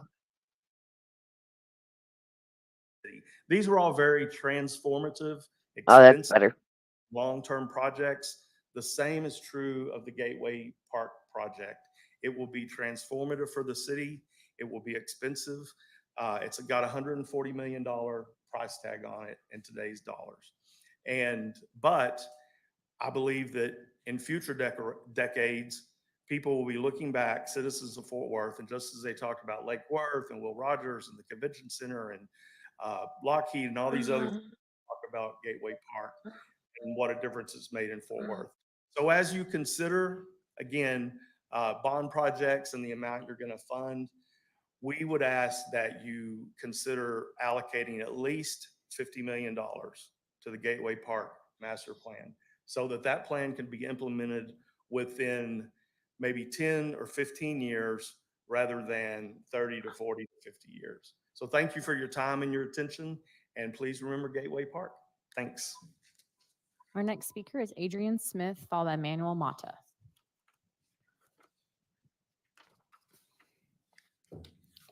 Adrian Smith, I am one with the people.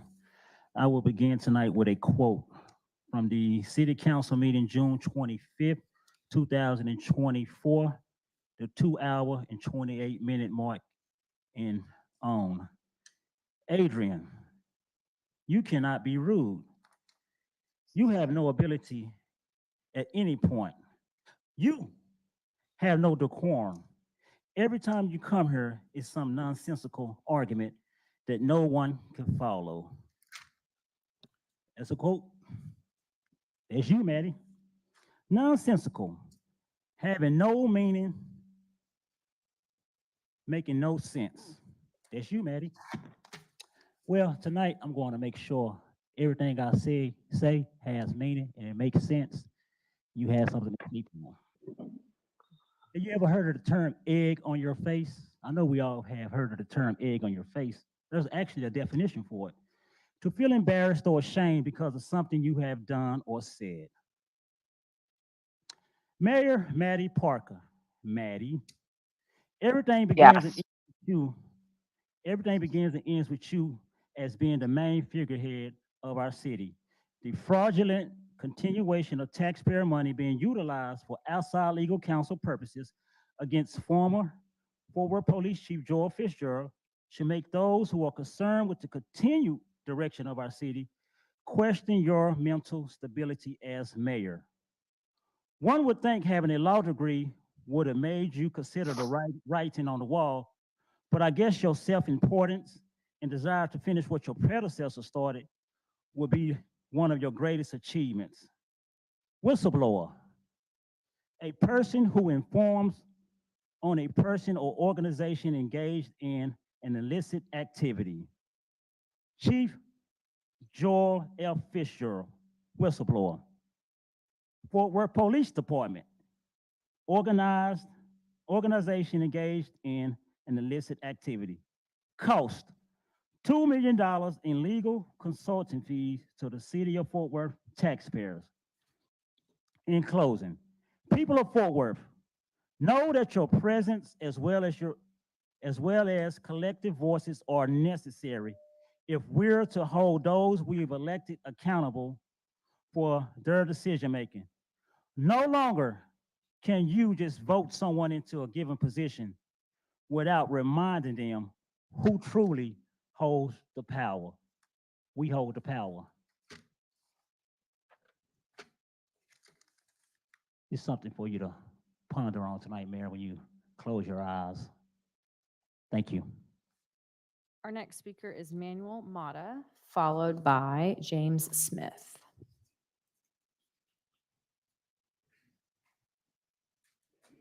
My name is Manuel Mata. I live in District 9, and I want to talk about two things. One, Carlos, you need to get Officer Simmons off of North Side Main Street because he's targeting lowriders and Hispanics, and he's not even in that district.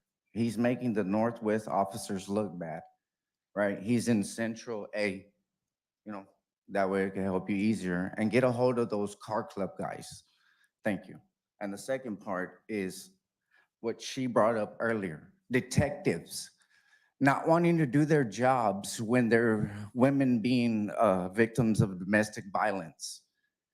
And that is something I'm not gonna stand for, because I'm here to talk for 5 women. I don't know her, that are having the same problem with these detectives. Now, if these detectives are annoyed, right, or don't have time, they need to be fired and replaced with a woman that's gonna understand what these victims are going through, right? Because remember what happened last time. Y'all didn't pay attention to this type of escalation in these men. Y'all let him bond out. He buried her under his house. I'm tired of detectives saying they don't have time. Make time, because these women are asking for help from police officers that have on their cars to serve and protect. Who? I am not gonna sit back and keep getting messengers, emails from women about detectives in the Fort Worth Police Department's not arresting them, not taking reports, and telling them to go somewhere else. Where do they go? Where do they stop being victims in this city? And y'all have a plaque at Bob Bolin Center that says Tarrant County does not tolerate domestic violence. How is that an example? The Fort Worth Police Department, the detectives, come on, man, stop playing. Stop playing. These women don't in any type of news articles, news breaking, because that's what happened last time. Y'all know who I'm talking about. He buried her under his house. Come on, man. If no one's gonna speak up for these victims, I promise you, I will come here and load this place up with victims. Stop playing with me. I don't come here and ask none of y'all for anything. I stay out of your way. I stop filming loser cops that don't understand their job. It's time for someone to do something. Go back filming. Go back filming. James Smith, followed by Wesley Kirk by phone.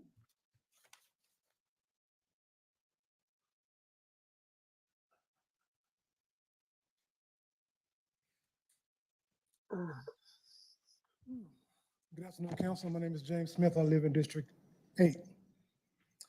A couple of weeks ago, a young lady by the name of Sonia Massey was killed by a policeman in her town. This I don't hurt know if your you saw that video of that incident, but I did. And as that officer said, drop the pot, drop the pot, drop the pot, I heard, show me your hands, show me your hands, show me your hands. It's been almost 5 years now that this incident occurred in the city of Fort Worth. And I and the family haven't got closure. I understand that it's a legal issue. I don't know what you pay your attorneys, but accountability for something that has been proven to be truthful should be taken into account as far as the expediency of this matter. The family is tired, I'm tired, and I'm traumatized daily just by being at home. Seriously. Sonia Massey didn't have to die, shouldn't have died. Tatiana Jefferson shouldn't have died. My friend Carolina was brutalized by a Fort Worth Police Department. Well, not the department, but a member of the department. And what brings to my mind is the 97-page report that showed you that there was a problem in your police department. I'm not Einstein, but I can tell that some of those problems still exist, and they shouldn't. No citizen in the city of Fort Worth should have endured what Carolina endured, especially with the crime they wanted to charge her with. You guys run the city of Fort Worth, and the citizens look to you when they come before you to handle the problems or the complaints that they bring you. I'm not gonna say do your job, because you're doing an excellent job. The tourism, $3 billion a year for tourism, you're doing an excellent job. Do the same excellent job for the everyday average citizen that pays your salary. Justice for Tatiana Jefferson, accountability for the city of Fort Worth. Thank you.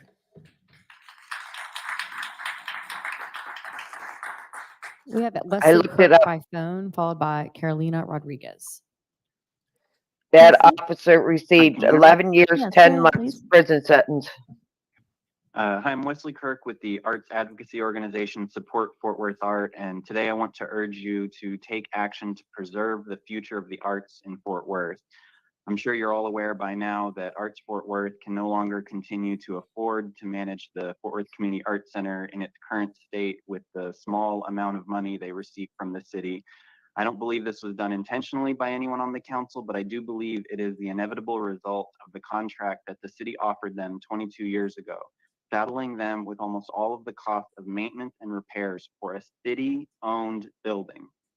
The Community Arts Center has long acted as the foundation of the arts community in Fort Worth, and Arts Fort Worth has long worked to make it into a space that this city deserves. But when this city council sought to redevelop 1300 Gendy, throwing the entire future of the building into question, it caused a domino effect that ultimately compounded the financial struggle Arts Fort Worth faced with the Community Arts Center, leading to long-term donors backing out and the end of Kids Who Care, their 35 years of art education. Now that Fort Worth will go from having one of the largest community art spaces in the state to essentially having 0 community art spaces, the future of the art in Fort Worth is more uncertain than it's ever been. All of our remaining art spaces are soon to be overwhelmed trying to make up for the loss as artists scramble to find space and seek opportunities. We risk a downward spiral, losing more artists and art organizations and art institutions as they either move to other cities or cease to exist altogether.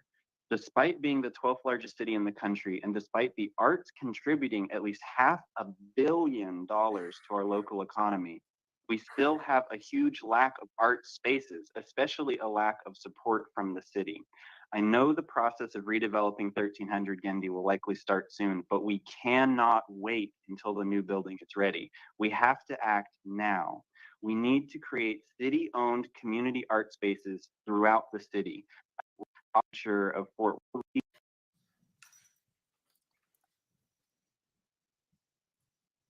I'm Carolina, and Elizabeth is my councilwoman. But there seems to be a big problem with that. The citizens, we mistrust the police.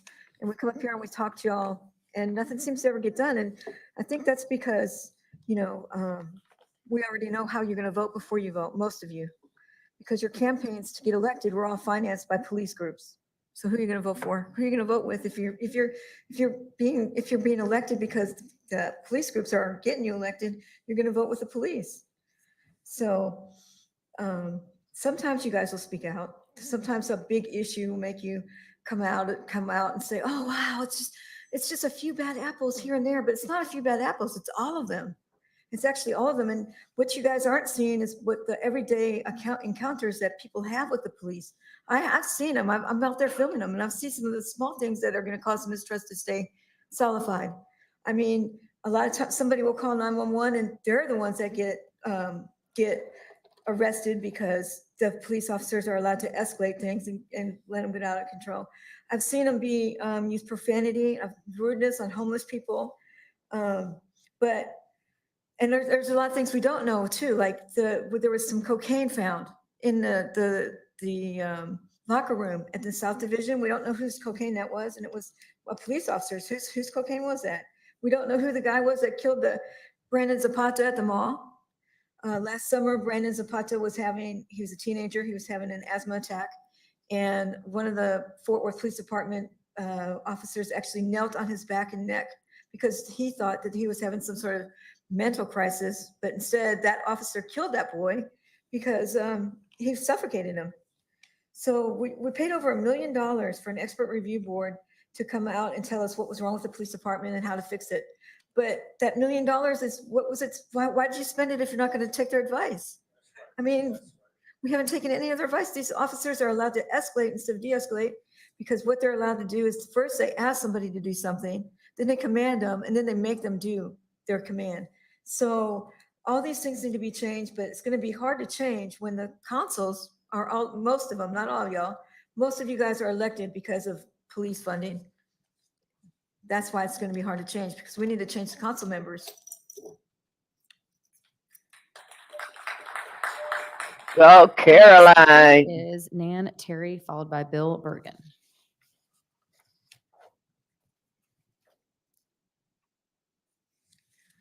Good evening. My name is Nan Terry, and I live in District 7. Thank you for funding the pilot project for the home.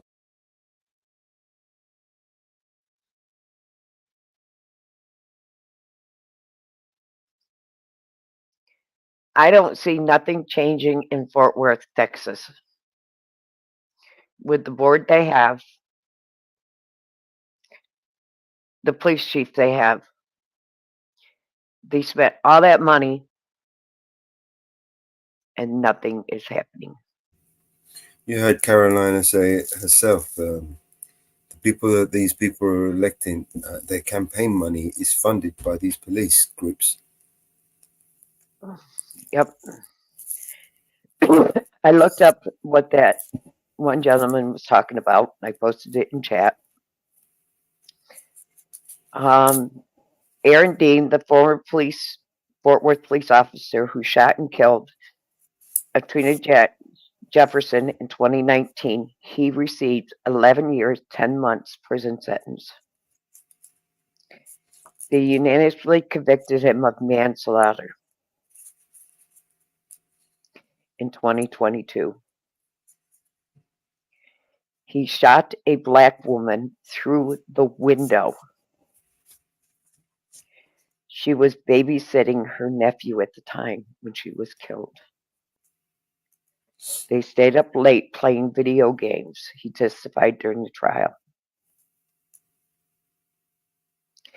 He displayed no emotions as he learned his verdict. He will be eligible for parole halfway through his sentence. Before the family, it's been 5 years. So he got 11 years. Before the family ever receives anything,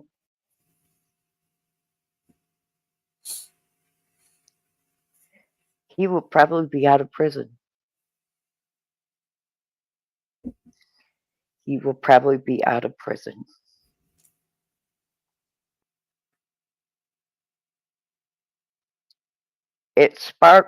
Her killing sparked accountability between the police. And that's when they did that. And as you can see, nothing was done.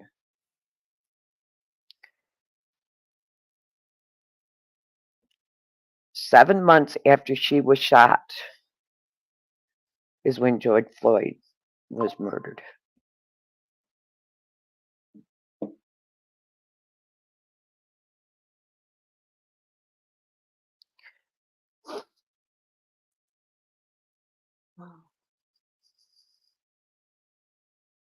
Unreal.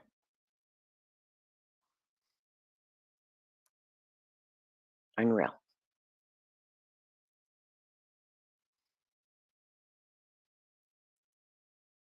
Unreal.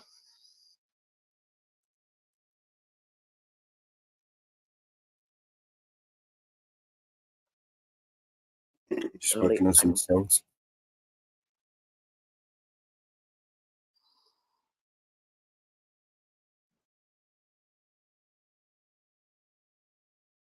This is getting out of hand.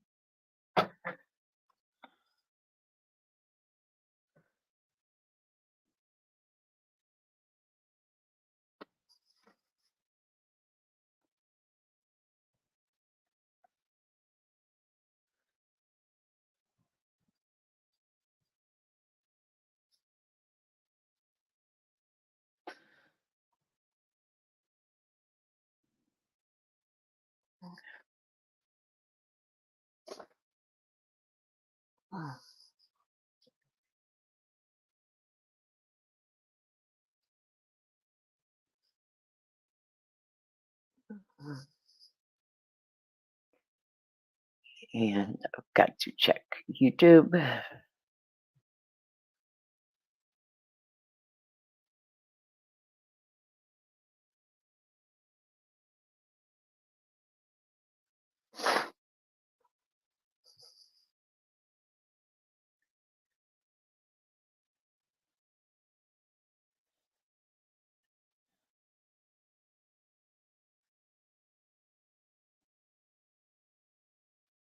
Yes, it is kicking off.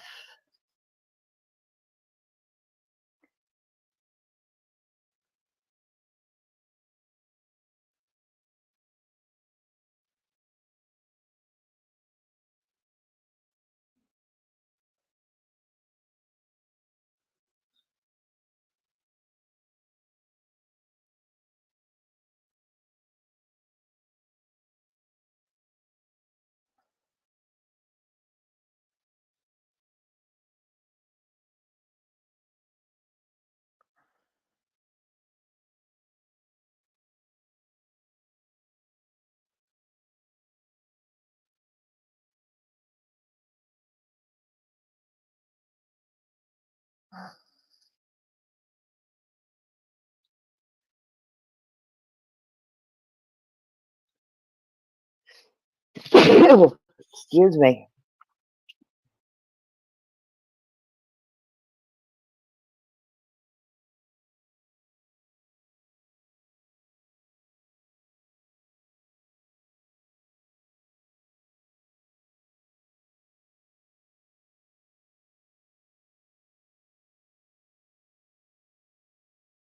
Thank you, AJM.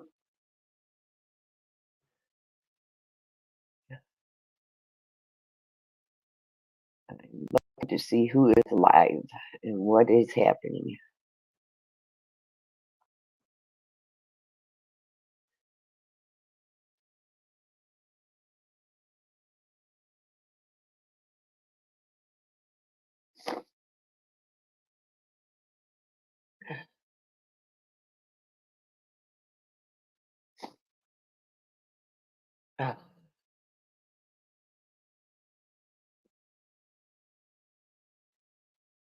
I guess there was another Cobra meeting, Mellows.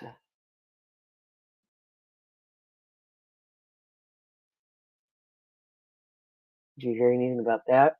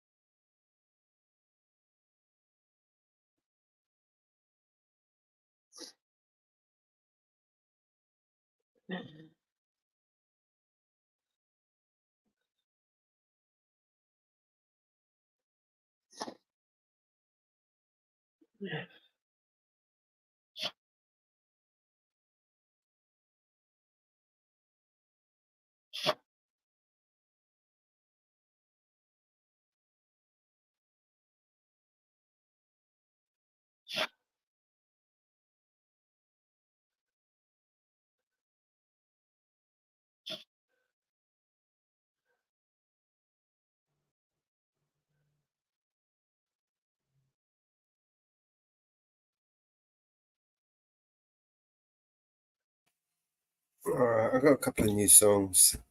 I think got some songs as well that have been emailed to me. Okay. I am going to upload what I got. Give me a moment.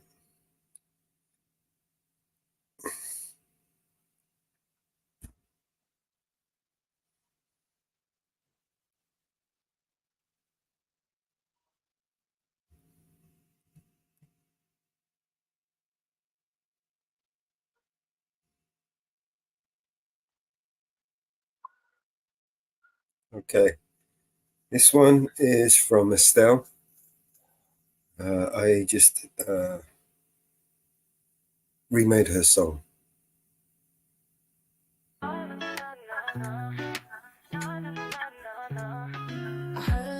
From the snitches, rumors been flying like witches. He said, she said, you've been having fun. So many places you forgot the best one. You left out there, looking like you're coming out of season. But ain't a seal, ain't a beware. The woman in the back, she's got fire in her. You don't seem to want her. Oh, you can't so well. I just might try to steal her.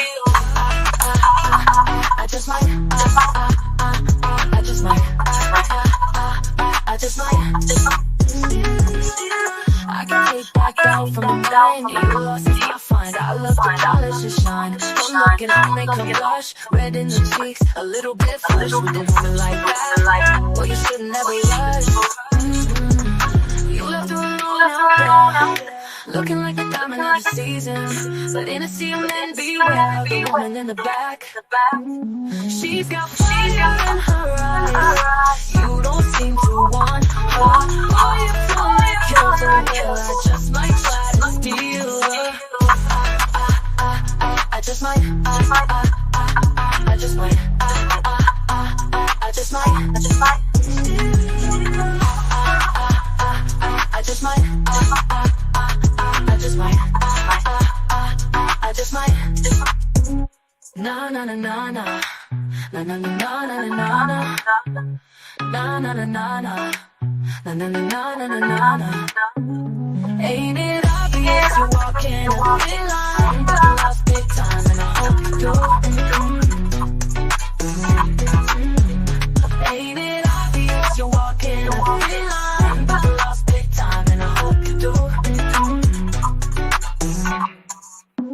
She's got fire in her eyes. You don't seem to want her. Oh, you're gonna kill her. Well, yeah.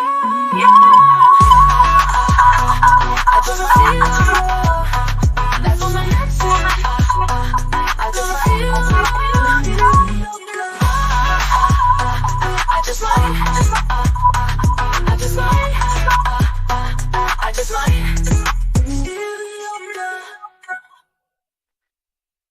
Well, what do you think?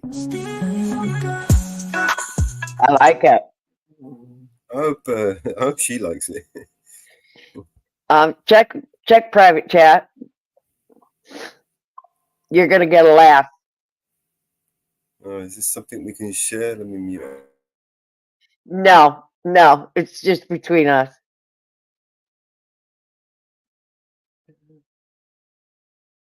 You're gonna get a laugh.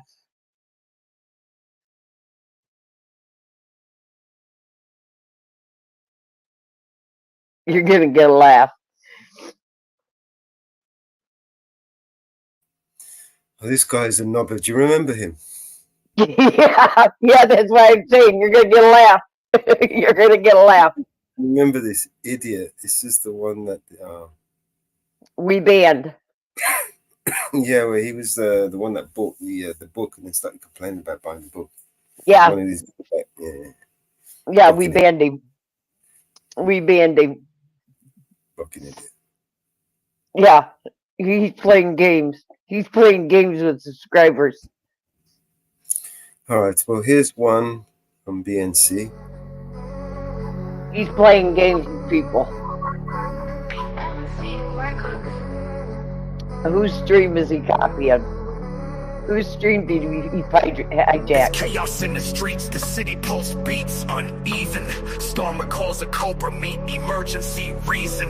Right-wing riots setting fires hard to breathe in. Contemplating on peace, but the violence ain't ceasing. Ministers and chiefs in the room, strategies discussing. Gotta stifle those flames that the mob keeps on thrusting.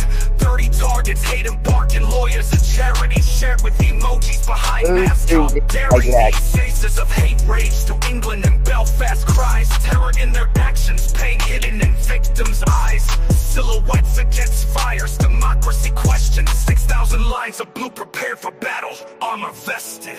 Too much pain in these streets, we walking through the storm. Liberty's cost, we paying it, this is the reform. Birmingham's echoes a march that was never born. From Belfast to Bordsley, we fight till the early morn. Man stamped Hummer deep while the street wars roar. Belfast brawls, Birmingham hurt in its core. Pub windows smashed, cars wrecked, the community tore. False mobilization stirring up fears to the fore. 400 arrested, but the count keeps on rising. A standing army born, the PM's devising battle plans against riots. The nation's pulse now fighting. Hatred feeds the beasts, but we need uniting. Hooded knights, flame light spots marked for chaos. Mask up, throw stones, but that ain't us. With a just cause, protect homes, shield bones, pure hearts discuss laws. Emerald dials and silver cities regain what we lost. Too much pain in these streets, we walking through the storm. Liberty's cost, we paying it, this is the reform. Birmingham's echoes a march that was never born. From Belfast to Bordsley, we fight till the early morn. So here's a call to arms, but not the ones that harm. We need peace, strategies heal, not armed. Cobra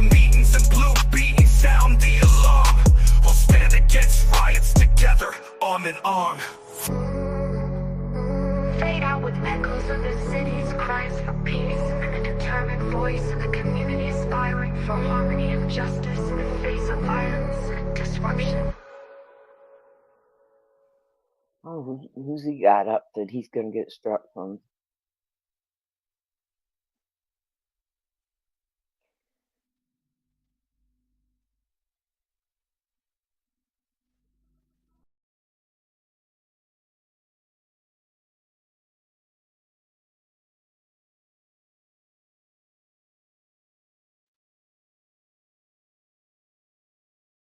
Middleburg and Bradford.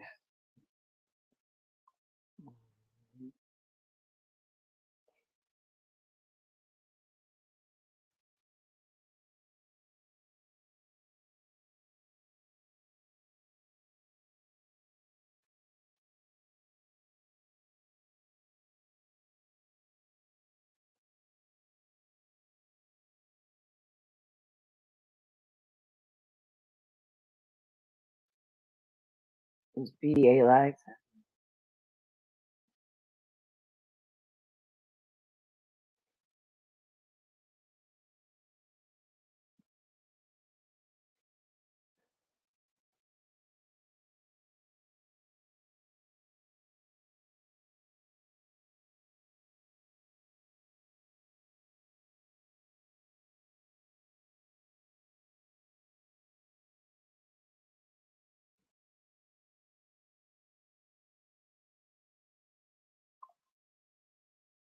Hey, Sue.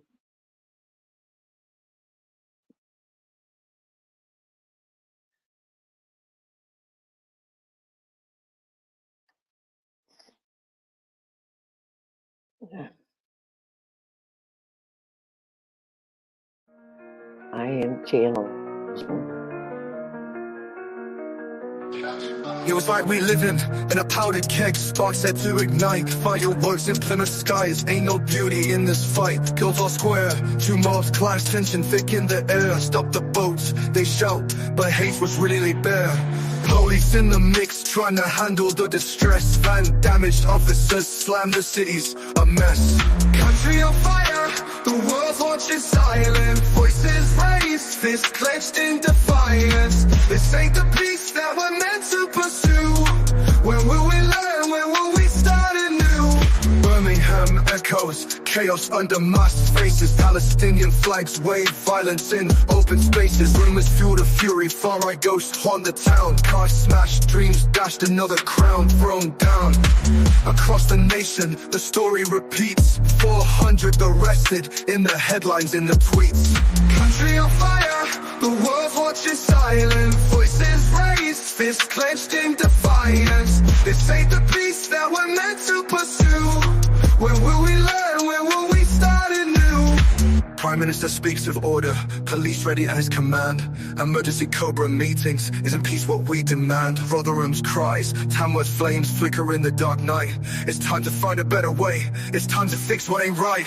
We look at each other wondering what's the soul's worth. Lost in the chaos of the mobs dispersing on earth. It's a cold war in our streets, history's tired repeat. Seeking justice and peace in every encounter we meet. Country on fire, the world's watching silent. Voices raised, fists clenched in defiance. This ain't the peace that we're meant to pursue.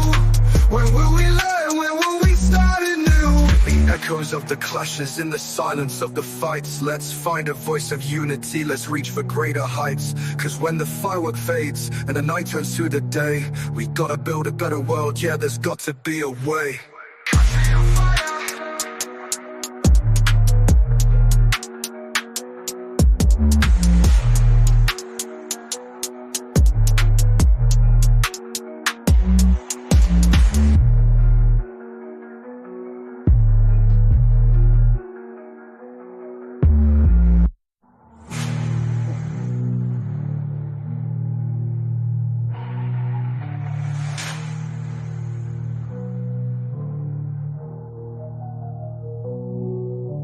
Prime Minister Island. The world's watching silent.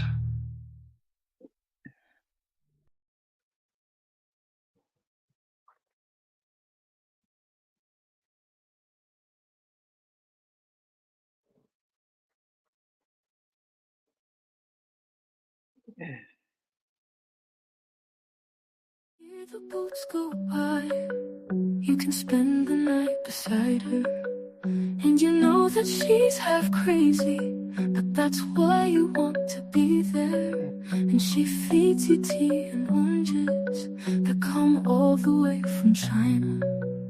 And just when you mean to tell her that you have no love to give her, and she gets you on her wavelength, and she lets the river answer that you've always been her lover.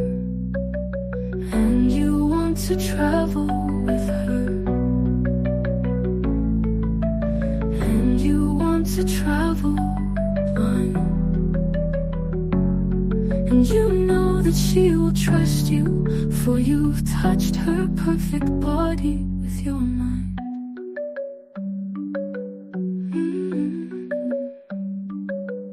And Jesus was a sailor when he walked upon the water, and he spent a long time watching from his lonely wooden tower. And when he knew for certain only drowning men could see him, he said all men will be sailors then, until the sea shall free them. But he himself was broken long before the sky would open. Forsaken, almost human, he sank beneath your wisdom like a stone. And you want to travel with him, and you want to travel blind, and you think maybe you'll trust him, for he's touched your perfect body with his mind.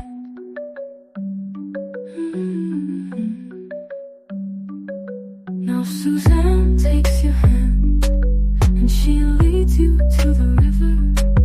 She is wearing rags and feathers from Salvation Army counters, and the sun pours down like honey on Our Lady of the Harbor. And she shows you where to look among the garbage and the flowers. There are heroes in the seaweed, there are children in the morning. They are leaning out for love, and they will lean that way forever, while Suzanne holds the mirror. And you want to travel with her, and you want to travel blind, and you know you can trust her, for she's touched your perfect body with her mind.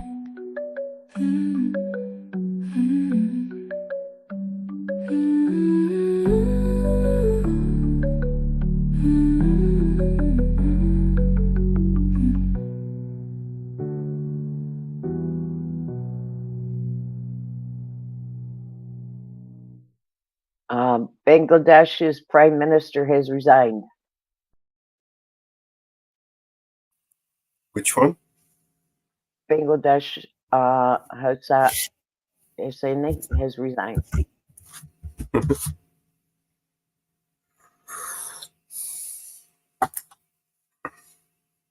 One by one. They all fall. All rotten fruit falls. That's what my gran used to say. Yep. It's inevitable. What was the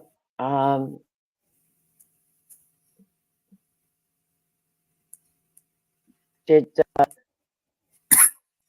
Prime Minister give a new update? Some stupid shit. I played it earlier. He to hold an emergency meeting with he held a new with his buggery brothers to talk about his thuggery while he's getting buggeries. He likes to get buggeried.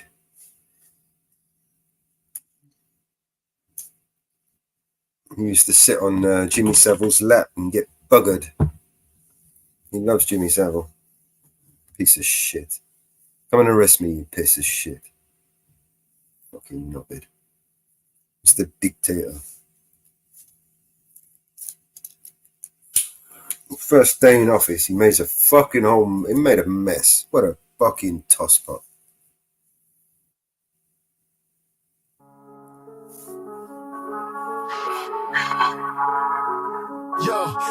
It's like we powder cake sparks set to ignite. Fireworks in Plymouth skies. Ain't no beauty in this fight. Control square, two more glass, tension thick in the air. Stop the boats, they shout, but haters really lay bare. Police in the mix, trying to handle the distress. Find damaged officers, slam the 60s a mess. Country of fire, walls watching silent. Voices raised, fists clenched in defiance. This ain't the peace that we're meant to pursue. When will we learn? When will we start anew? Birmingham echoes, chaos under masterpieces. Palestinian flags wave, violence in all spaces. Rumors fuel the fury, far-right goes for return. Cars smashed, dreams dashed, another crowd thrown down. Across the nation, the story repeats. 400 arrested, in the headlines, in the tweets. Live streaming in London. Walls watching silent, voices raised, fists clenched in defiance. This ain't the peace that we're meant to. Sorry, Mark, I couldn't hear you. Live streamers in London. Live streamers in London? Yeah. Yeah.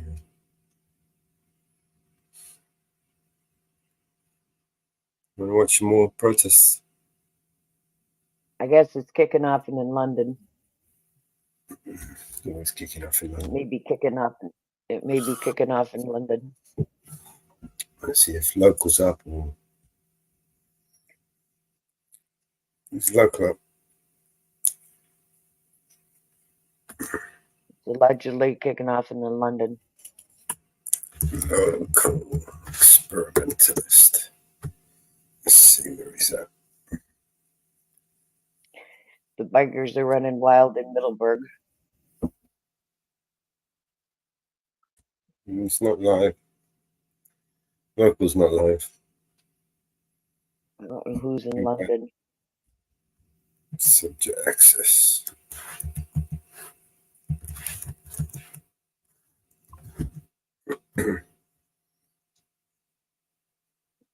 Didn't see him live either.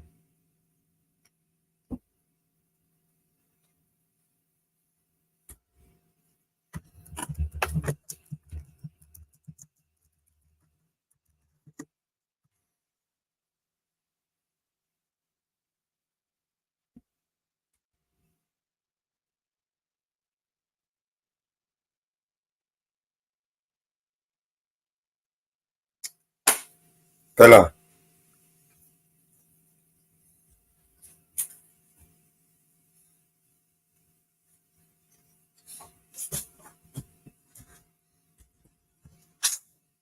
It's just mainstream bullshit. I don't see any live streamers on there. Where's the live streams?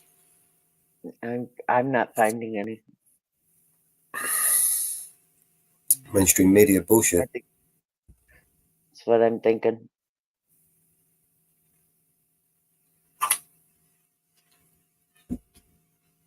Well, I understand it's not kicking off until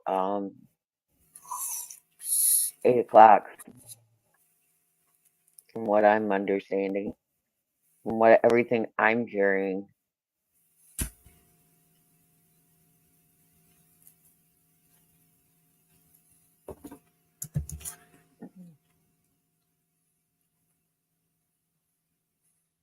CNN. Everything I'm watching is propaganda. So CNN, Sky, Channel 4. They're showing the old. Yeah, it's all old shit. This is not. It's all old shit. They're hyping. They're creating hype. It's all old shit. And the couple of live streamers that I'm watching that are live, it's quiet.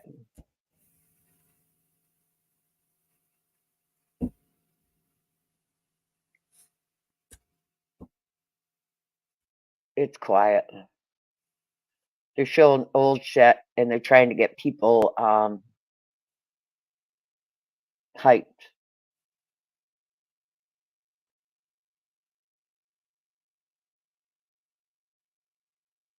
They're trying to get people hyped.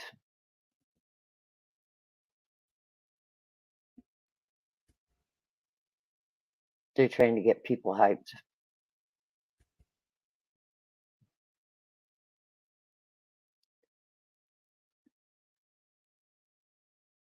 They're trying to get people hyped. And priority areas Oh. of the country is concerned, so as to ensure a smooth transition. President, women. I wonder why. Guess who hasn't unmodded me?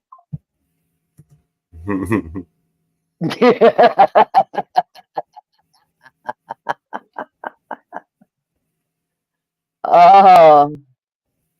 There you go. Yes. This is what they're trying to And calls distract for us from. enhanced protection of women and girls in conflict areas. This is also one of the responsibilities of teams. We support the Council in exchanging useful practices and taking stock of lessons learned on how to better advance the WPS agenda in light of the situation, needs and challenges of peace operations in transition. Development is the foundation of peace, and enhancing the development capabilities of the countries concerned should be the core objective of peace operations in transition. Therefore, we should focus on promoting women's empowerment based on development and supporting women who account for half of the population in leveraging their wisdom and potential, thereby truly taking their future and destiny into their own hands. We support UN missions while fulfilling their mandates and designing projects to focus on long-term and transitional needs by actively helping conflict areas develop infrastructure, education, and eradicate poverty so as to consolidate the hardware foundation for gender equality. We support countries concerned in elevating the protection of women's rights and interests to the level of national will, and along with the implementation of 2030 agenda, making sustained investments in women's empowerment and development so as to continuously enhance women's representation and voice in political, economic, cultural, and social affairs. The transition of peace operations does not spell the end of international support. We support the international community based on respecting the sovereignty and leadership of the countries concerned in continuing to support countries in conflict and the development of their women's undertakings. We support UN Women, UNDP, and others to further play their role in helping the countries concerned effectively tackle the challenges faced by women, such as poverty, discrimination, and the digital divide. Developed countries should effectively fulfill their ODA commitments and provide financial, technical, and capacity building support to developing countries, African countries in particular. We strongly call for accelerating the reform of the international financial architecture and enhancing the decision-making power of developing countries in global economic governance so as to create favorable conditions for post-conflict countries to achieve development and prosperity. It must be noted that all efforts to prevent and resolve conflicts and to create a peaceful environment for civilians, including women, are key prerequisites for advancing the WPS agenda. No matter what transitions or adjustments peace operations go through, the promotion of political settlement of hotspot issues should always be the most fundamental mandate. UN missions should step up good offices and mediation, form synergy with regional organizations, support countries concerned in promoting DDR and inclusion and reconciliation. Capacity building support should be provided to the law enforcement agencies of the countries concerned so as to enhance their ability to protect civilians and maintain social order. President, now the Gaza conflict has been going on for over 300 days. With more than 10,000 women killed and over a million Palestinian women and girls facing famine. We reiterate our call on all parties to respond to the overwhelming consensus of the international community and to jointly promote the full and effective implementation of the relevant Council resolutions to achieve an immediate ceasefire, to put an end to the humanitarian catastrophe, and to contain the spillover of the conflict. Madam President, for a long time, China has always actively helping with the reconstruction and development of post-conflict regions in such areas as economic development, education, health, and infrastructure. Through the China UN Peace and Development Fund, China has supported the countries concerned in carrying out projects and cooperation in the areas of counterterrorism, peacekeeping, and good offices. As the host country of the Fourth World Conference on Women, China has always been contributing with concrete actions to the development of women's undertakings in developing countries, conflict areas in particular. We have dispatched over 1,000 female officers and soldiers to UNPKOs, provided emergency food aid to women and children facing starvation in the Horn of Africa, helped over 10,000 villagers in Central Africa set up mushroom sheds and chicken farms, and assisted Afghan women in generating income through the China-Afghan Pine Nuts Corridor. China is ready to continue working with the international community to make positive contributions to the advancement of the WPS agenda. Thank you, President. I thank the representative of the People's Republic of China for his statement. I now give the floor to Malta. Thank you, President. I also thank Executive Director Bahous, ASG Kobe, and Ms. Carr for your comprehensive recommendations. The rapid pace of these transitions presents unique challenges that require our immediate attention and action. Gender equality must remain at the core of the UN strategy, footprint, and capacity to support sustainable peace building. Regrettably, we are witnessing the withdrawal of UN peace operations and special political missions without meeting the minimum conditions for ensuring women's security, humanitarian access, and the rule of law. The precipitous exit of police and human rights operations severely constrains the UN's capacity for civilian protection, including early warning, mobile monitoring teams, and local mediation. Since 2019, all remaining multidimensional peace operations have embarked on or intensified transition planning. Consistent with UN policy, these processes must ensure meaningful consultations with women's groups and integrate gender-responsive analysis to gauge the impacts of transitions on women, men, girls, and boys. President, Resolution 2594 underscores the necessity of embedding robust gender analysis and technical gender expertise throughout all stages of mission planning, mandate implementation, and review. We emphasize the critical need for including gender expertise among transition specialists. This is essential for defining gender-responsive benchmarks that ensure missions are not forced to exit without fulfilling the minimum conditions for civilian safety and security. This is especially important in contexts such as MONUSCO's withdrawal and the deployment of SAMI DRC. We support the Secretary General's call for clearer and more consistent use of gender-responsive benchmarks and standalone gender equality indicators. These should assess progress and establish minimum conditions necessary to ensure the sustainability of WPS commitments. However, these commitments must be implemented. In Sudan, women face widespread sexual and gender-based violence and continue to be excluded from peace talks and negotiations. As Ms. Carr urged us today, we must safeguard and amplify women's participation in peace and political processes. The hard-won progress in supporting women's leadership in conflict prevention, resolution, and peace building must not be lost during transitions. We must also advocate for increased women's representation and gender expertise at all levels in peacekeeping, even as overall force numbers decrease.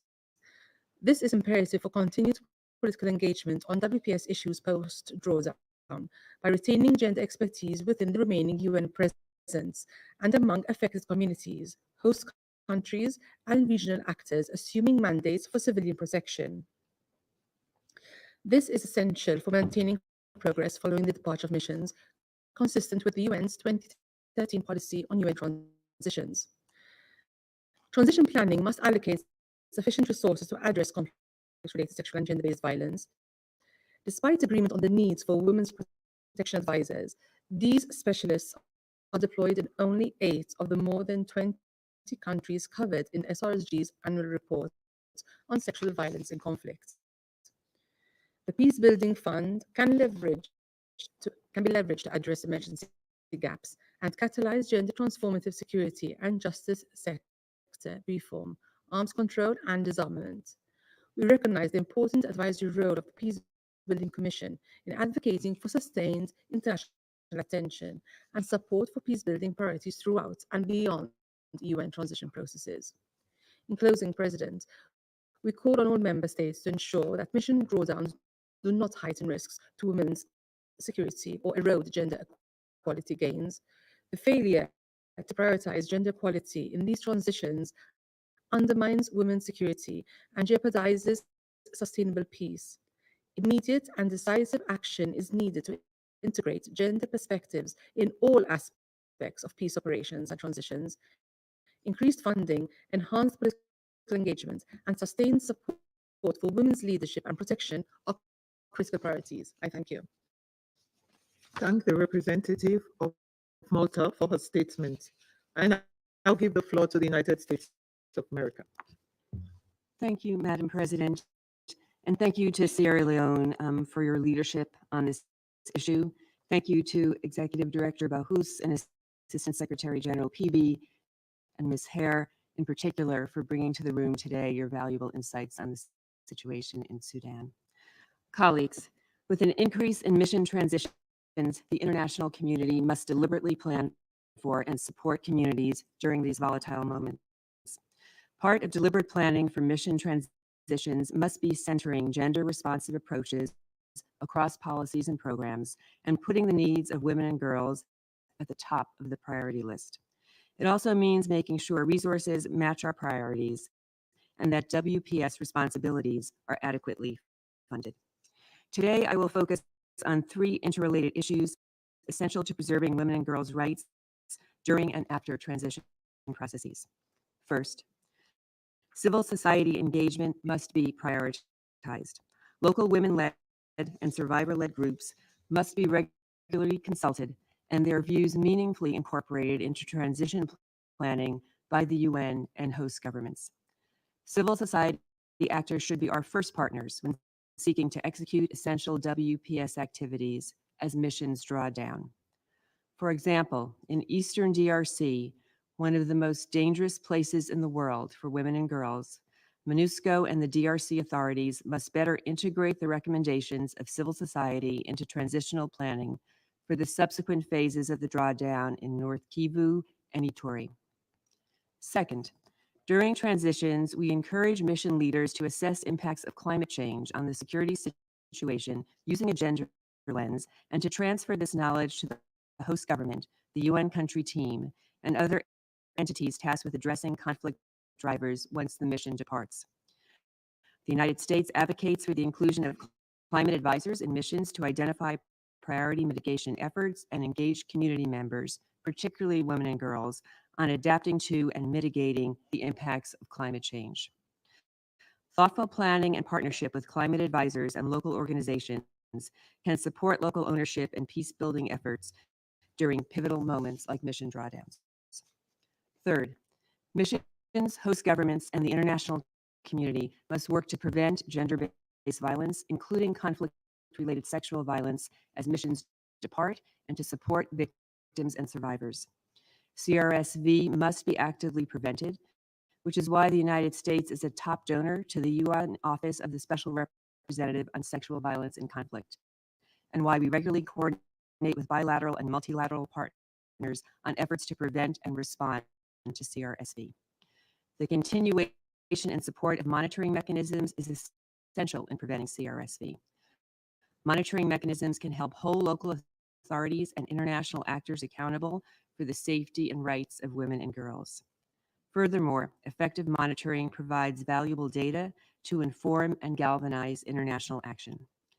At the same time, monitoring mechanisms must be specifically designed to address the needs of women and must actively consider scenarios induced by the drawdown.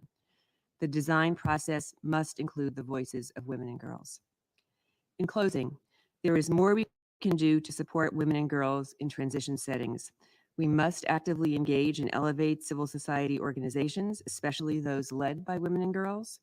We must understand and plan for the impacts of climate change on peace and security, and we must maintain a focus on ending CRSV. No level of violence is acceptable. These are moral obligations that we must realize together in critical transition settings. I thank you. I thank the representative of the United States of America for her statement. I now give the floor to Ecuador. Thank you, Madam President.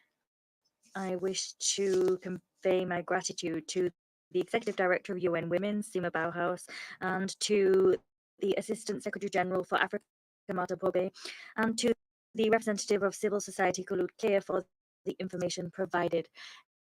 For Ecuador, gender approach is important, particularly in view of conflicts and the impact that conflicts have on women and girls. Colleagues, with the withdrawal and reconfiguration of peacekeeping operations and political missions are complex challenges for the international community to take on. They are all the more complex when they occur hastily and are poorly planned.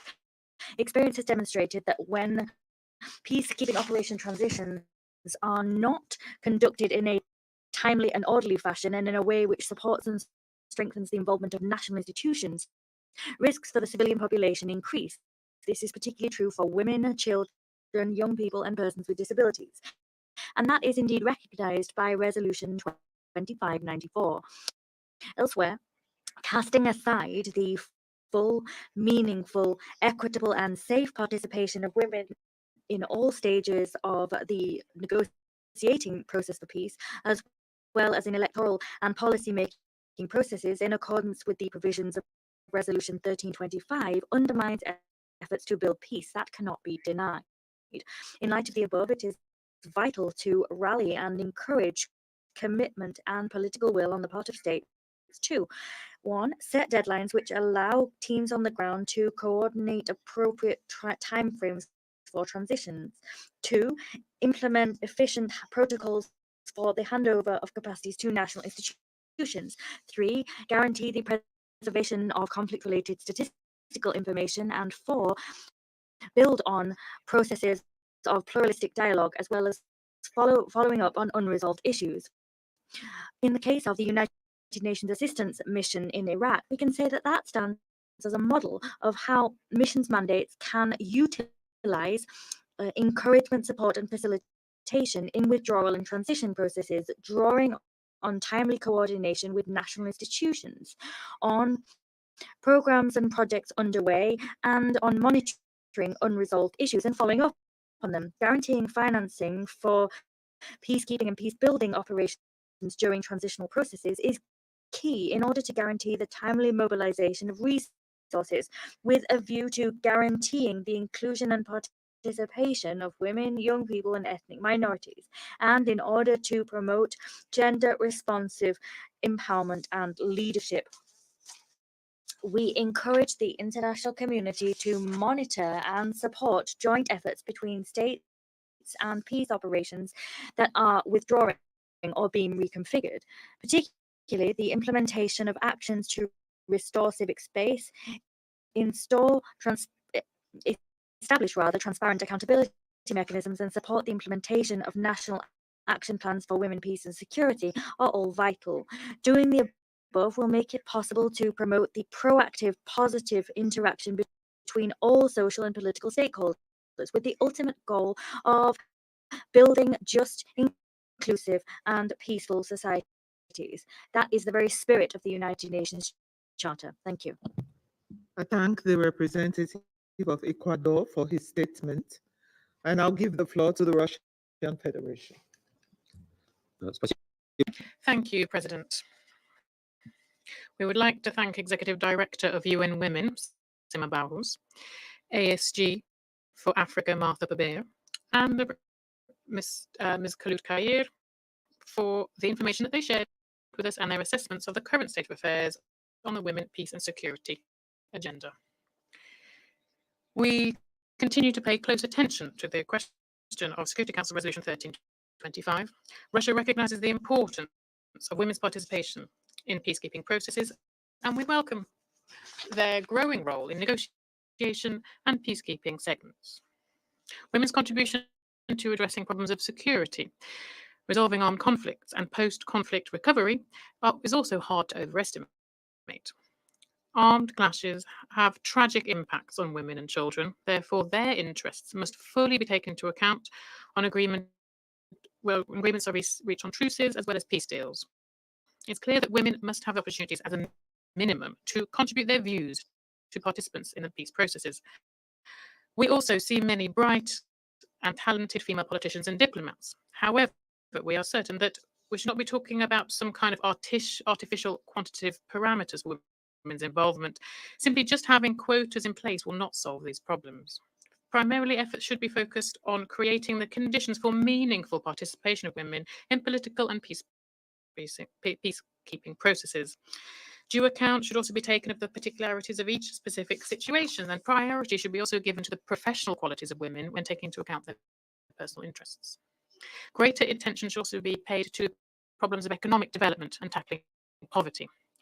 Here, it's important to strengthen cooperation between states and international organizations in order to implement programs on economic empowerment for women. This also includes access to education, vocational training, resources, and the technology, all that are necessary to start and develop a business. The economic independence of women facilitates their social protection integration in peacekeeping processes. At the same time, there's a serious problem still in place whereby Western countries practice of unilateral coercive measures imposed in circumvention of the UN Security Council. They have extremely harmful impact on the status and well-being of women and their families. They undermine their prospects, their opportunities for finding jobs, education, social protection, and other gains. We call on the UN Secretariat to most actively track the adverse impacts of these measures and put forward proposals to overcome the negative consequences, including for women. It's also necessary to undertake efforts to protect the family and mothers. Traditional family values are the foundation of any society and a necessary precondition for successful development currently and in the future. At the same time, it's important to be consistent and not allow for double standards on women's rights and the protection of their dignity and security. Thus, it's therefore hard to swallow the fine words and broadly correct arguments uttered by our Western colleagues when, to the detriment of the Olympic movement that they have essentially monopolized, at the Olympic Games in Paris, female boxers are being publicly subjected to violence on the part of athletes who had previously failed hormonal tests done by the International Boxing Federation. And according to the Federation and according to common sense, are men. This is absolutely repellent sight from all angles, shows what damage to women's rights and dignity is done by the LGBT agenda that the West so aggressively imposes on the rest of the world. We think that in many traditional societies, the impact of women, wives, and mothers on political and social processes is done through ways hewn over centuries and can in fact be even much more effective than those done within the framework of liberal ideas. President, in terms of peacekeeping operations of the UN, then we overall support the initiative of the Secretary General to increase representation of women in peacekeeping.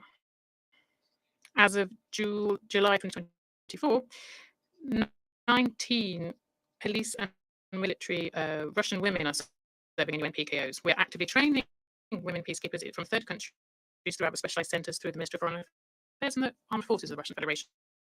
We do this because we know for sure that women's involvement allows for more sustainable and trusting relationships to be created with the local populations, as well as the prevention and investigation of existing violations against women and children. And it also enables for subsequent measures to be taken for the recovery and reintegration of victims. At the same time, the situation in conflict regions where peacekeeping operations are being deployed differ greatly one from another. And also the challenges that they face are also diverse. There's no point, as we see it, to overestimate the importance of the gender factor in peacekeeping contingents if we're talking about stabilizing security situation, in particularly regions beset by armed and terrorist groups.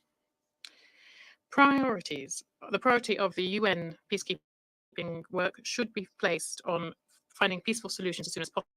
At the end of the day, the main responsibility for security and protection of civilians, including women, and their well-being is borne by the national governments.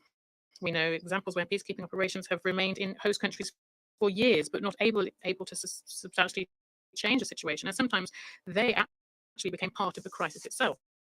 In a UN peacekeeping mission would conclude with a full handover of responsibility to the national government of all issues. However, as we said earlier, this isn't always possible. In this case, the necessary assistance could be extended through funds and programs of UN specialized agencies, including those focused on women's empowerment.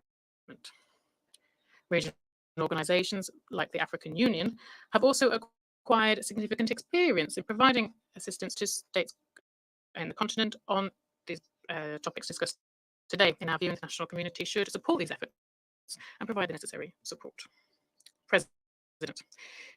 In conclusion, I'd like to underscore that the drawdown of UN peacekeeping operations should not lead to a decrease in the level of protection and participation of women in peace processes. On the contrary, this process should boost and strengthen traditional national and regional efforts to ensure their security and achieve lasting and sustainable peace. Russia is ready to work constructively with all of those who agree on the importance of this endeavor. Thank you very much. I thank the representative of Russian Federation for his statement. I now give the floor to Slovenia. Thank you very much, Madam President, and also welcome to the Council from our side. And I would like to thank Sierra Leone for organizing today's briefing. I also want to thank the briefers of today, Ms. Bauhaus, Toby, and Ms. Kaye, for their insights and also for their recommendations to the Council. In recent years, we have seen a drawdown of peacekeeping operations and special political missions in 8 country settings. More than any time before, there is a need for the Council to focus on post-missions period to safeguard the gains achieved during missions presence on the ground. It goes without saying that all withdrawals must be made in a safe, orderly, responsible, gradual, and sustainable way. They must serve to uphold stability and security. Many times where UN missions had to withdraw abruptly without a planned transition in place, we saw a return to many pre-mission period challenges. This needs to be addressed, seeing the case of international investment evaporating overnight should make us reflect. Successfully transitioning from conflict to peace building and sustaining peace is complex and requires inclusive approach. It cannot be achieved without a genuine and strong commitment to the women, peace, and security agenda. To that end, we must guarantee the full, equal, meaningful, and safe participation of women in peace negotiations, peacekeeping, and peace-building processes. No peace can be sustained if achieved by and for only half of the population. It is an essential part of preventing the recurrence of conflict. And for that, we need the following. First, a comprehensive gender-responsive analysis and expertise integrated into all phases of transition processes.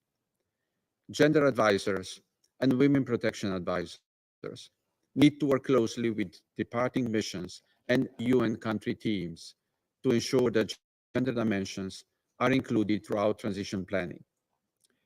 Additionally, adequate resources need to be allocated for the UN country teams to sustain efforts and gains achieved with regard to gender equality. Second, local women-led organizations are playing a critical role in building community resilience and peace building. Providing continued support for their work is therefore crucial, including through secure funding. Slovenia will maintain its support for the work of local women-led organizations, also through the Women, Peace and Humanitarian Fund, which enables women peace builders and human rights defenders to respond to crisis and build peace in their communities. Third, we must invest more in women participation and leadership. We should continue encouraging national political actors to include women in their delegations. They should also be encouraged to allocate resources for the implementation of the commitments of the WPS agenda. If needed, the UN and member states can offer training, capacity building, or any other logistical support. We value the expertise of the Peacebuilding Commission as well as the Office of the High Commissioner for Human Rights in this respect. Madam President, women and girls are often the first to suffer the devastating impacts of conflict and the last to benefit from the peace that follows. In order to contribute to lasting peace, it is essential to ensure their full, equal, meaningful, and safe participation in peace and security processes.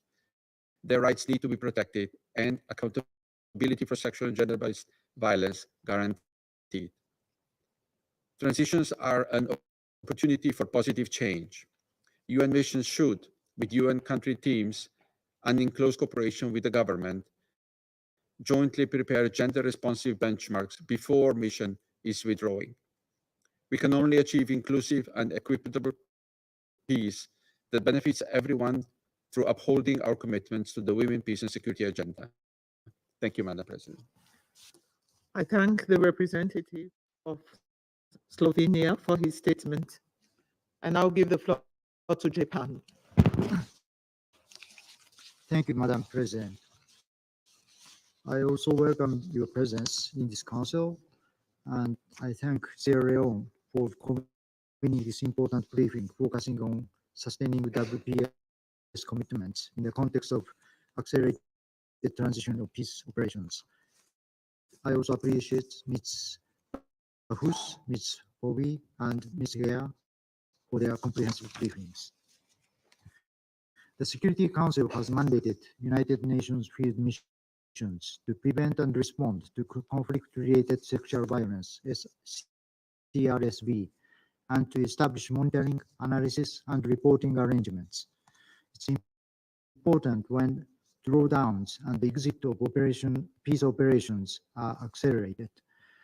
The Council develops more advanced holistic transition planning for such missions to allow tasks related to sexual and gender-based violence, SGBV, and CRSV to be properly taken over.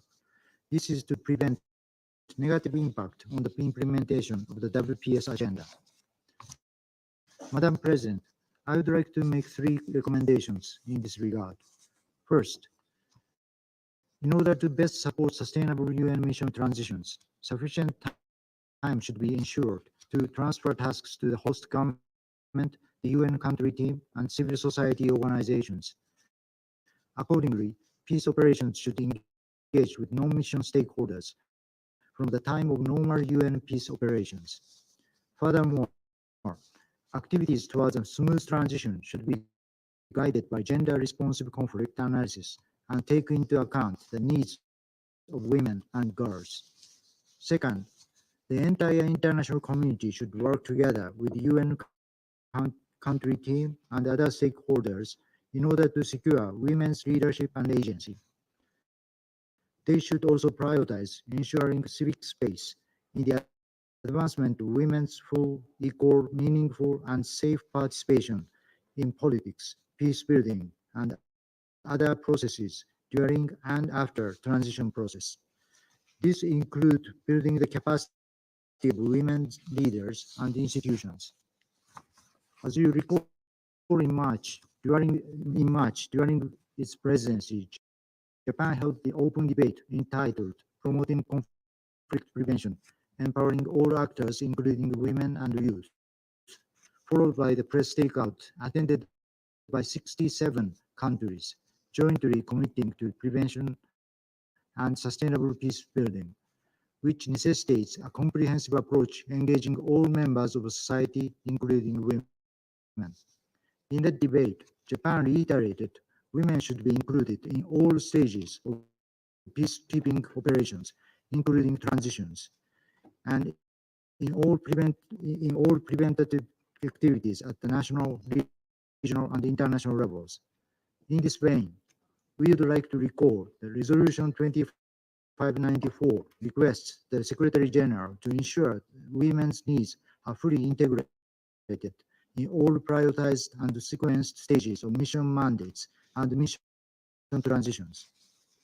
Third, to prevent a sharp drop in funding and interventions on gender equality and the WPS agenda after the departure of a UN mission, a transition plan should be developed in advance.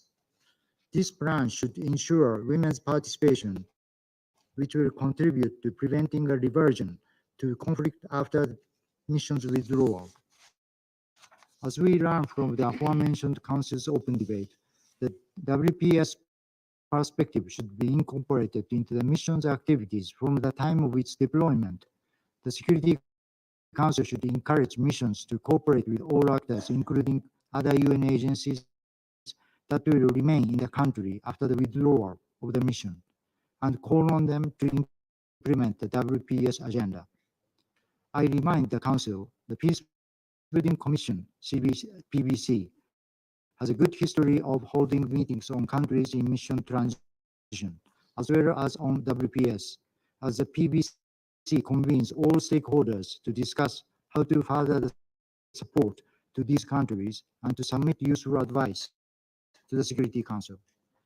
Madam President, in conclusion, Japan reaffirms its commitment to the WPS agenda and prevention of SGBV and CRSV throughout peace processes. Thank you. I thank the representative from Japan for his statement. I will now give the floor to the representative from Mozambique. You have the floor. Madam President, we commend the Sierra Leone presidency for convening this timely briefing on this important topic.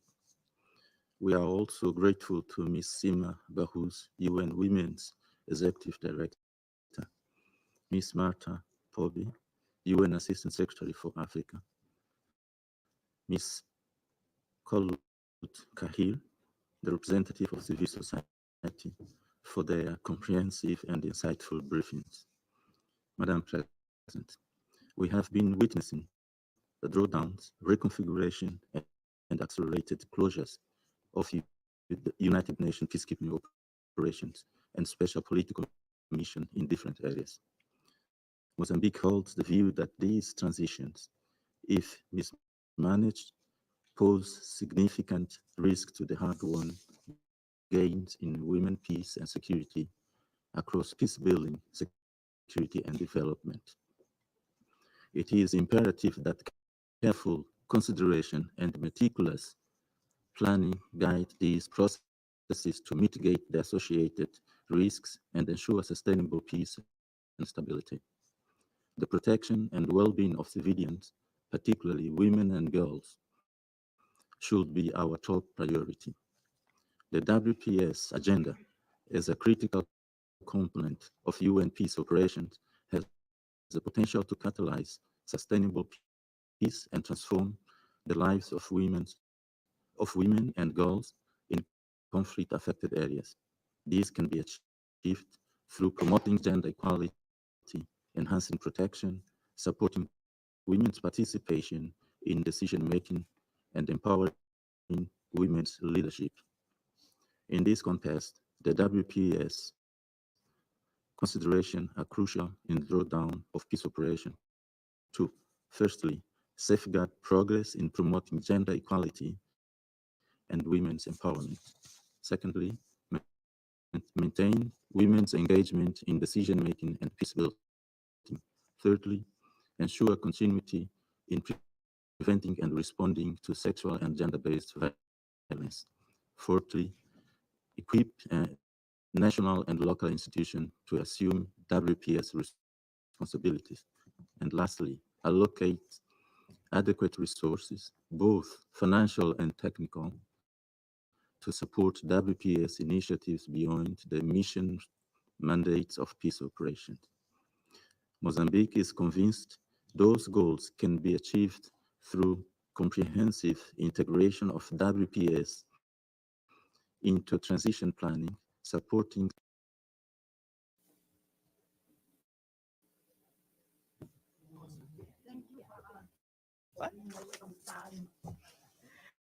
Hi, your free time is precious to me. I try to make sure you guys make your schedules.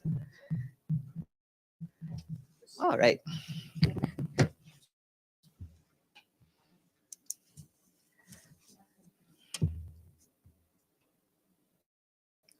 All right. Good afternoon, everyone. In Gaza today, the Office for the Coordination of Humanitarian Affairs says that relentless hostilities and recurrent evacuation orders are driving a seemingly endless cycle of displacement and making it increasingly difficult for people to access the humanitarian assistance they need to survive after 10 months of war. To give you just one example, when malnourished children in Gaza have to flee suddenly, it is extremely challenging for humanitarian partners to monitor and follow up with the necessary services and for displaced families to carry the malnutrition prevention and treatment supplies they need. Repeated displacement, coupled with insecurity, access constraints, and other challenges, also continue to hamper the early detection of children and women in need of nutrition services. These factors also constrain partners' ability to scale up their operational presence and store life-saving supplies. The UN and our humanitarian partners in Gaza remain committed to delivering critical assistance to people across the Strip, wherever and whenever possible. Our partners working on the shelter response in Gaza continue to monitor the movement and needs of newly displaced people in Deir el-Balah and Khan Yunis and provide support. Since the 22nd of July, they have provided hundreds of tents to families displaced in southern, central, and northern Gaza. Meanwhile, between the 22nd of July and this past Sunday, 48 of our partners working on the health response in Gaza reached more than 250,000 people across the Strip. There are also more than a dozen emergency medical teams supporting local healthcare workers, including 3 in northern Gaza. However, ongoing hostilities and the constant bombardment of Gaza have caused numerous mass casualty incidents in recent weeks that have stretched humanitarian organizations' ability to respond to trauma and emergency cases. Poor water, sanitation, and hygiene conditions, coupled with overcrowding, is also driving disease outbreaks. Today, the World Health Organization said it is working with UNICEF and the Ministry of Health on a range of measures, including polio vaccination campaigns, following the detection of a variant of poliovirus type 2 in environmental samples in Gaza. Although no clinical cases have been detected, the risk to children is high, and we must move rapidly to prevent and contain the spread of the virus. Turning to the West Bank, OCHA's latest report says the killing and displacement of Palestinians and the demolition of their homes and destruction of the public infrastructure they rely on continues unabated.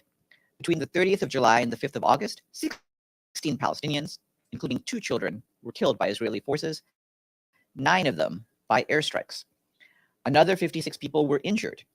During the same period, Israeli settlers also perpetrated more than 24 attacks against Palestinians, causing injuries and damage to property.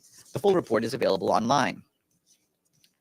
This morning, Sima Bahous, the executive director of UN Women, briefed Security Council members on the topic of women, peace, and security, sustaining commitments in the context of accelerated drawdown of peace operations. Ms. Bahous expressed concern at the potential effects of multiple recent decisions to shrink or close peacekeeping and special political missions. These decisions are made even as the number and intensity of conflicts and insecurity grow and are too precipitous to allow for the proper involvement of women or the prioritization of gender equality. Ms. Bahous also underscored that women and issues of gender equality more broadly are often underrepresented or absent in negotiations with host governments over mission drawdowns or departures. She called on the Security Council to ensure that UN transitions safeguard gender equality gains and women's meaningful participation in all possible ways. Assistant Secretary General for Africa, Martha Poby, also briefed council members and said that rushing through a transition process against a background of a tense political climate can jeopardize hard-won peace gains, including progress on gender equality. Turning to Zimbabwe, the Office for the Coordination of Humanitarian Affairs reports that the food security situation in the country is deteriorating rapidly following a historic drought caused by El Nino. More than half of the harvest was destroyed, and some 7.6 million people are now at risk of acute hunger. UN Assistant Secretary General and Climate Crisis Coordinator Rina Jelani, alongside the Assistant Executive Director of the World Food Program, Valerie Garnieri, recently concluded a week-long mission to assess the impact of the drought, and they called for more international support for the humanitarian response. As you might recall, authorities in Zimbabwe declared a nationwide state of disaster in April. According to their latest figures, at least 57% of people in rural parts of the country, some 5.9 million people, are expected to be food insecure during the peak hunger period between January and March of next year. The drought has strained Zimbabwe's economy, with more than a fifth of school-aged children now out of school. It has also led to critical water shortages. The UN and partners continue to work with the government to support response efforts. However, the $429 million flash appeal launched in May, which aims to assist more than 3 million people, is only about 11% funded. Turning to South Sudan, where our peacekeeping mission, UNMISS, the African Union, and the Intergovernmental Authority on Development today visited Tambura County in western Equatoria. The high-level visit is the latest in a series of interventions by stakeholders to reduce tensions and prevent conflict following outbreaks of violence in April 2024 and in 2021, which caused significant loss of life, destruction of property, and widespread displacement. During discussions with local authorities and communities, the delegation called for grievances to be resolved through dialogue and stressed the importance of peace-building initiatives that address the root causes of conflict. Our colleagues in the peacekeeping mission in the Central African Republic, MINUSCA, this week launched several projects aimed at enhancing civilian mobility, safety, and regional accessibility. Among the key developments are the construction and rehabilitation of bridges in several localities across the Sangambere prefecture. The mission is restoring 2 ferry services in the Waka and Sangambere prefectures to improve accessibility across the regions. These initiatives, to be implemented in the next months, are expected to ease patrol operations, facilitate humanitarian access, and boost local economic activity. The initiatives highlight the mission's support to the country's efforts to restore its state authority and deliver basic services to civilians affected by conflict. And in Myanmar, the World Food Program has launched an emergency relief response for more than 100,000 people impacted by ongoing floods. Driven by intense monsoon rains since late June, severe flooding has affected over 200,000 people in Myanmar, with many temporarily displaced. WFP teams are now on the ground delivering assistance to at least 120,000 people in Bago, Kachin, Kayin, Magwe, and Sagaing. The support provided includes cash, rice, special nutritious foods, and fortified biscuits. As flooding continues in different parts of the country, WFP continues to monitor the situation and prepares to further expand its flood response as needed. And now for a change, let me see whether anyone is online with questions. No. So it's you. Yes. Okay, Maggie. Thanks, Farhan. Just starting in the Middle East, has the Secretary General been making any phone calls while he's away, trying to de-escalate? He has been making phone calls. I'm not able to tell you all the people he's been talking with, but there are some calls happening, including, I believe, later this afternoon, with people to discuss a wide range of issues. And some of those, of course, are about the Middle East. Could you give us some of the countries that he's speaking to people in? Not at this point. I mean, obviously, he's talking to a number of influential countries, as indeed are some other people, such as Turkmenistan, who I believe we have mentioned in the past has been talking with different countries, including with Egypt, Qatar, and others, trying to see what can be done to de-escalate the situation. And will there be any readouts from any of these calls? You mentioned later this afternoon. Sounds like it might be a big one. I would like to get readouts if I can, but phone calls are not a guarantee of things that we get readouts on. If there's information I can provide later on, I'll try to do that. Okay, and just one more on, can I ask one more? Thailand. the Thai court ordered the dissolution of the Move Forward Party, which won the general election. Does the Secretary General have any reaction to this? Well, at this stage, what I would want to talk about is the sentiments expressed by our Human Rights Office, who are expressing deep regret regarding the decision by the Constitutional Court of Thailand. They said it's a setback to pluralism and democracy in Thailand and fundamental freedoms of association and expression. And I believe the Human Rights Office in the past has raised concerns about the lèse-majesté laws that have been used and have been a cause of concern in previous incidents as well. Deji. Yes, another region, Russian Ukraine. Today, it's been reported that there are Ukrainian troops that bless you, that were in Kursk region. Yeah, and what does the Secretary General have to say on this incident? All of these incidents raise the risk that there will be an alarming escalation of the crisis, and we want to see the situation de-escalated as much as possible. Yes, Celia. Farhan, about the election in South Sudan that should take place in December 2024, does the UN think that they will be held as planned? Well, this is something that our special representative on the ground, Nicholas Haysom, has encouraged, and the mission is working hard to make sure that everything can be on track. Time will tell. Obviously, this is a few months away, and we'll have to see whether the conditions are right for this. But we are trying to hold the parties to their commitments. Yes, Ham. Yesterday at the Security Council and in a separate statement from OCHA, the 26 million people in severe hunger situation and famine in parts of the country in Sudan have called, the OCHA has called for a discussion and resources.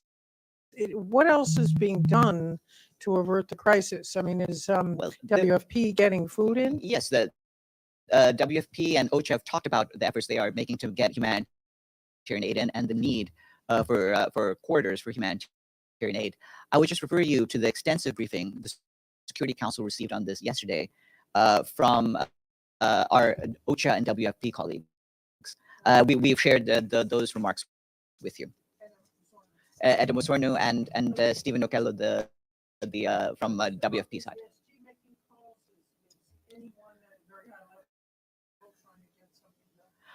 Yes, at the highest level, we are engaging countries in the region, trying to do what we can to get aid in. Again, a lot of the details were mentioned to the Security Council yesterday, and I'd refer you to that. All right, Vladimir. Yes, like clear up, please. You were talking about the escalation regarding the offensive of Ukrainian troops in Russia. What kind of escalation do you mean? Do you mean that Russia will start the war against Ukraine? We've already made clear where we believe responsibilities lie. What we want to do is make sure that in all of the actions they take, all of the parties on the ground try to avoid anything that would cause the crisis itself to expand. And this is what we are trying to do. Ultimately, this is a further testament to the need to resolve the crisis, again, on the basis of the United Nations Charter and the resolutions of the UN General Assembly. Gabriel. Hi, Farhan. Thank you. There's been a little bit of escalation on the Israel and southern Lebanon border over the last 24 to 48 hours, some tit for tat back and forth. Has the Secretary General had any conversations with anyone regarding specifically that tense area right now? Well, our officials on the ground, including General Aroldo Lazaro, the head of UNIFIL, and Janine Hennis-Pleasure, the special coordinator for Lebanon, have been in touch with a range of people trying to do what can be done to de-escalate the situation. And on ceasefire and Gaza talks, where does the Secretary General, what's his thinking on it right now in terms of where we're at? It's no secret. Everyone's sort of waiting to see what, if if anything, Iran does in response to the assassination, of course. Do we see this does the Secretary General perhaps see this as a window of opportunity or not? How's his thinking on that? I wouldn't link the situations. We have for a long time, for many, many months, been urging the parties to go the extra mile and complete the process of achieving a ceasefire, as well as the release of hostages and improved humanitarian access and delivery. We continue to push for all those. Obviously, you know as well as I do that we've been close for a while without getting to that point, but we need to get to that point. The people of Gaza and indeed the people of Israel have both been suffering and living in fear for far too long. Yes, Maggie. A follow-up to Gabe's question, actually. Several countries are telling their nationals to leave Lebanon in case of escalation, and some embassies are apparently sending staff to Cyprus. Is the United Nations moving any of its national or international staff out of Lebanon? We have not been moving our national and international staff. There's been no decision to suspend UN operations in Lebanon. As part of our regular administrative procedures, the presence in the country of family members of personnel will be temporarily reduced, and that is happening now. Sinan? Thank you, Farhan. Since last night, we see pro-Syrian forces attacked. They made a new attack in Deir ez-Zor in Syria, and we see civil casualties. At least I think 10 people have been killed there. I wonder if you have a comment on this latest escalation. Yeah, we are against any new signs of escalation in Syria, and certainly we want the parties to work together with Geir Peterson in his efforts to find a lasting resolution to the crisis. Ephraim. Thank you, Farhan. On the recent B'Tselem report, the Israeli human rights organization on what B'Tselem calls the torture camps in Israeli prison, where the report says every Palestinian inmate is condemned to severe, relentless pain and suffering, torture, sexual violence, and that's only the tip of the iceberg. And it also says that the practices are so systemic, there is no room to doubt that it's an official policy of the prison authority. Why haven't we heard any comment from the Secretary General, excuse me, or am I mistaken? Well, we ourselves have come out with our own reports concerning our concerns about the situation of detainees, Palestinian detainees. And so you'll have seen what the Human Rights Office has put out, and we stand by that. Yeah. This is in keeping with that, and our concerns are present in terms of what B'Tselem themselves have found. We believe that all of these allegations of violations of basic human rights norms must be thoroughly investigated. The authors of the report have called on other international institutions, including the ICC, to do everything in their power to put an immediate end to these cruelties meted out to Palestinians, and to recognize the Israeli regime operating the system as an apartheid that must come to an end. What is your response to this plea?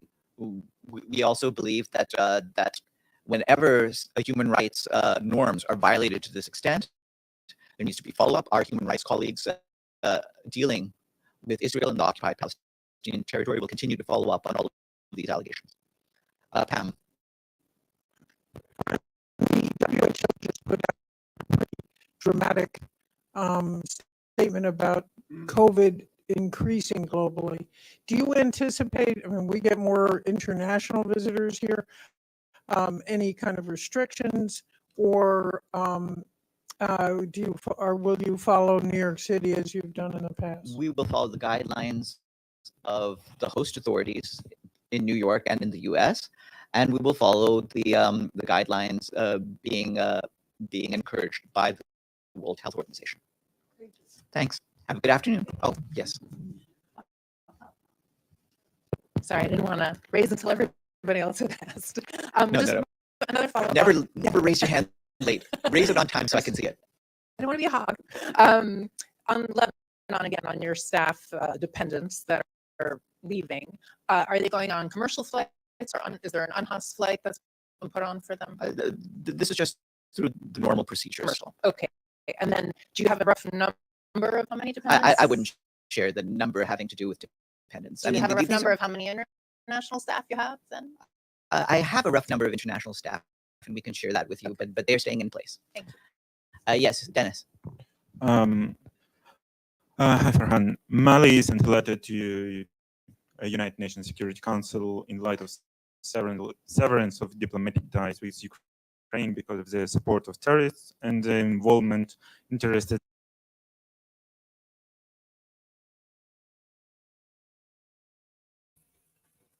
Mama Bear, you still there?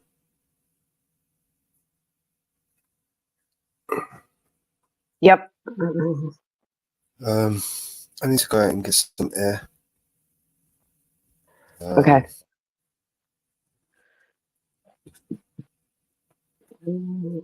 I don't know.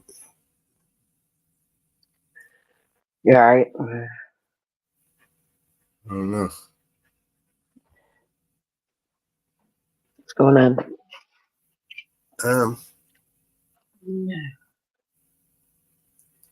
I'll tell you offline. All right. I'm going to shut the live down. Yeah, I think it's probably best. All right. End the live. We'll be back later. We'll be back in a bit, guys. Sorry about this.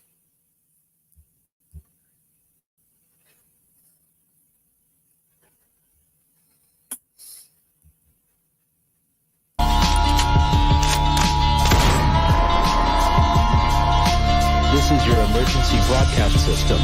All civil unrest has gone global. All capital buildings and cities are under siege by the United States government to quell the domestic terrorist threat. All residents of urban neighborhoods and cities are being ordered to stay in their homes until the threats are eliminated. If you disobey orders, you could be shot on sight by rogue agents, federal forces, and domestic terrorist militias. This is your emergency broadcast system. This is a national alert. Imminent threat is nationwide. You must stay in sight of your homes or risk being shot on sight. The conspiracy is upon you. Your conspiracy friends were right all along. Now you must learn to survive. If you hear this, you are the resistance. This is your emergency broadcast system. End of broadcast.